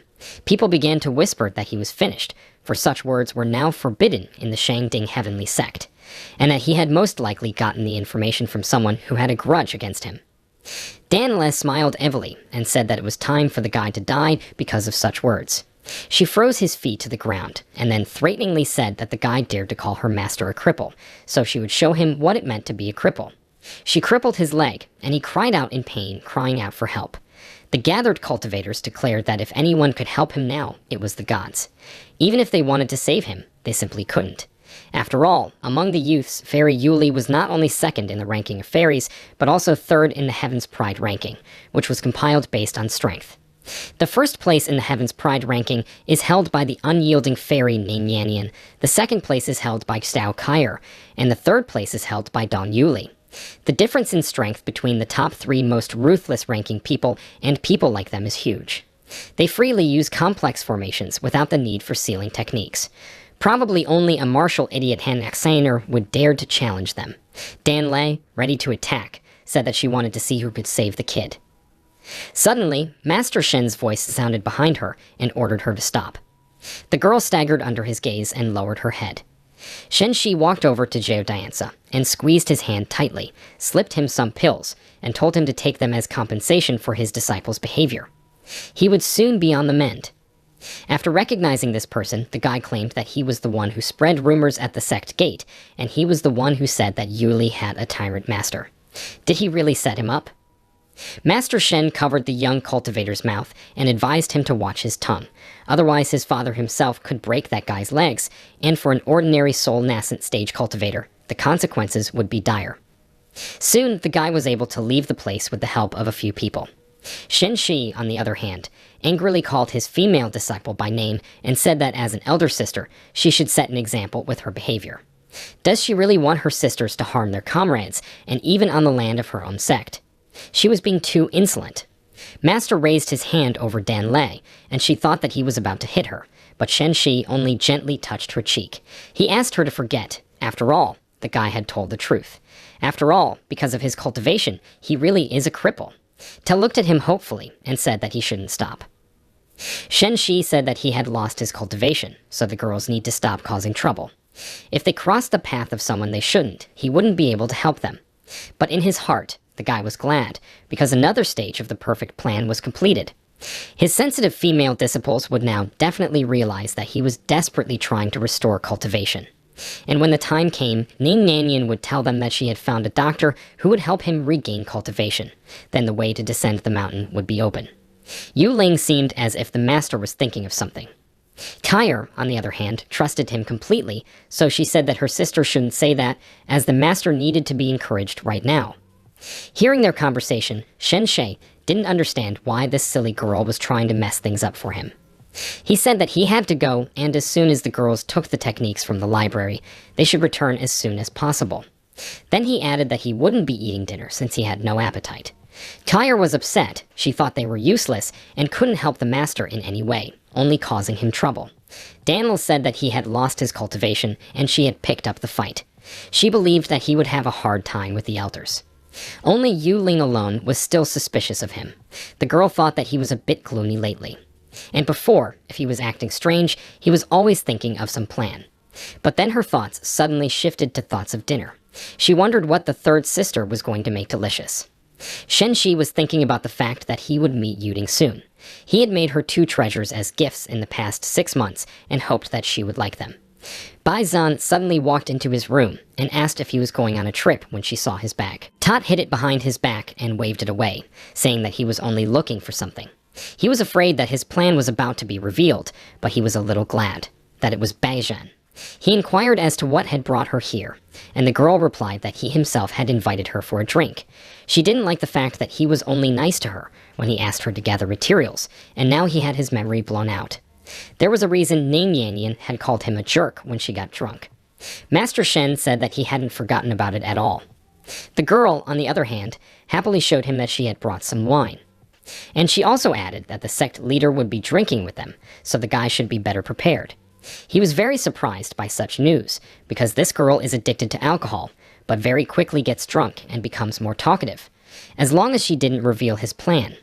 Bai Zan asked if everything was all right, and Shen Shi pretended to be embarrassed. It seemed to him that it was not befitting for a sect leader to get drunk at his place so often. Smiling, Master Bai said that it was up to him to notify her. The boy darkened, and the girl in turn asked if something was bothering him. Maybe he wasn't feeling well. He replied that he was perfectly fine. The girl came even closer, asking if something was hurting. Shen Shi was worried since they were at a rather short distance, but again gave a negative answer. Bai Ren then touched his chest and said she would check his body. Master was having a hard time holding back. Master Bai, on the other hand, put her hands behind his back, lightly embracing him, and said that even if everything was fine now, he was now without cultivation, so he should take better care of himself.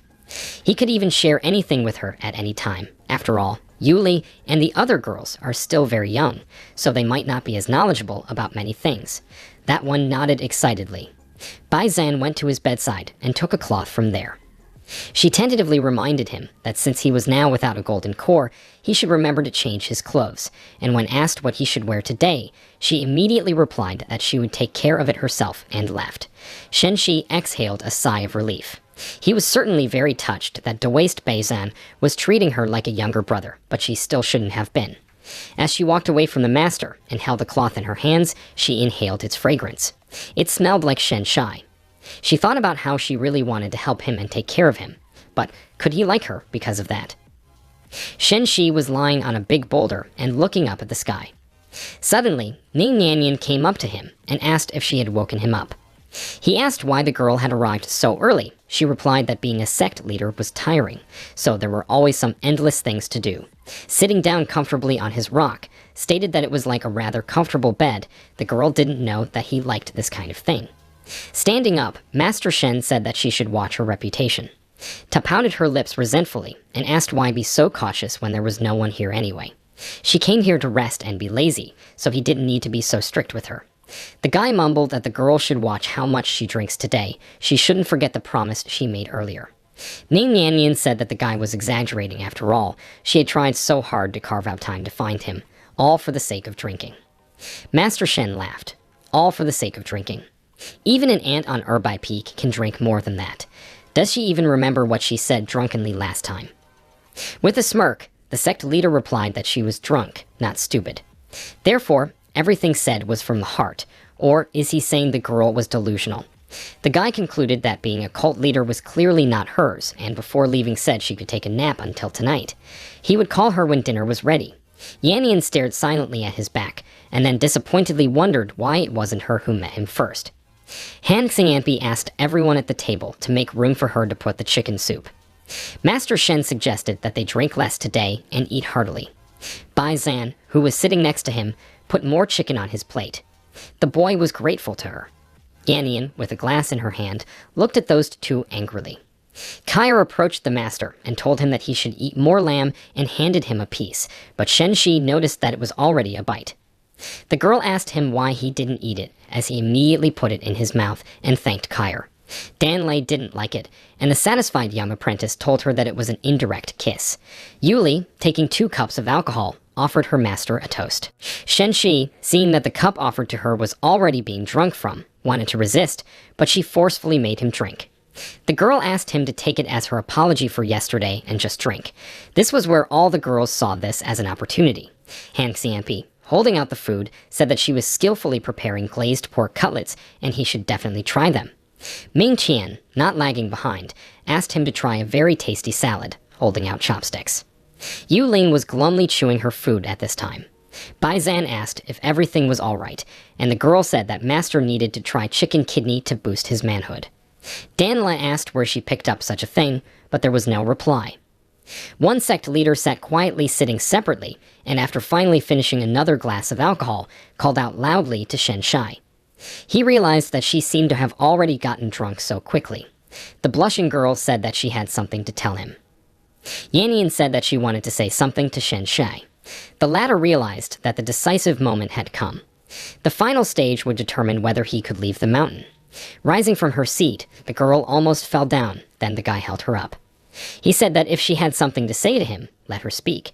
The sect leader said that she had found someone who would heal him. Everyone present stared at her in surprise at once. Bai Zan asked if this was true. Yannian confirmed it and asked Master Shen when he could meet with him. The man was pleased with this outcome and said he would have time tomorrow. The girl said she would take him to see him tomorrow. Kair suspected something wrong. She asked what kind of person this doctor was. Ning Yannian turned to her, then to Shen Shi, and asked him incomprehensibly what kind of person he was. He got flustered and said he had no idea. She was the one who found him. She wanted to say something but fainted, and Master Shen managed to pick her up in time. He thought that the girl had almost driven him to his grave, and that it was no good getting drunk if she couldn't drink. Kair, tugging on his master's sleeve, wondered if the girl had lied, and if he would really be able to heal. He wasn't sure as she was too drunk and said he'd better ask her tomorrow. The guy went to take her to the guest room and told everyone else to go eat for now. There was silence at the table. Xiao Kair was thinking that it was good that Master had finally found a way to recover, so why was she doubting it? She didn't want it at all. Bai Zan was somewhat frustrated. Even though she had activated all the connections and found a way to restore the Master's cultivation, she still thought that the doctor was the best solution. Snippets of memories surfaced in her mind. She had asked Kaiking about whether she had an effective way to help Shen Shai recover cultivation. Bai Zan said that she had already inquired from many people and flipped through many scrolls, but she hadn't found a single solution to this situation. After all, cultivation goes against the heavens, so surviving is already a great fortune, let alone recovering. Kaiking replied that if she was asking her for a method, there really was one. But this method, seeing the hope in her words, Master Bai asked the girl to tell her if there was such a method after all. And if it was within her power, she simply had to try it. King, smiling slyly, said that one would just have to double cultivate with Shen Shai.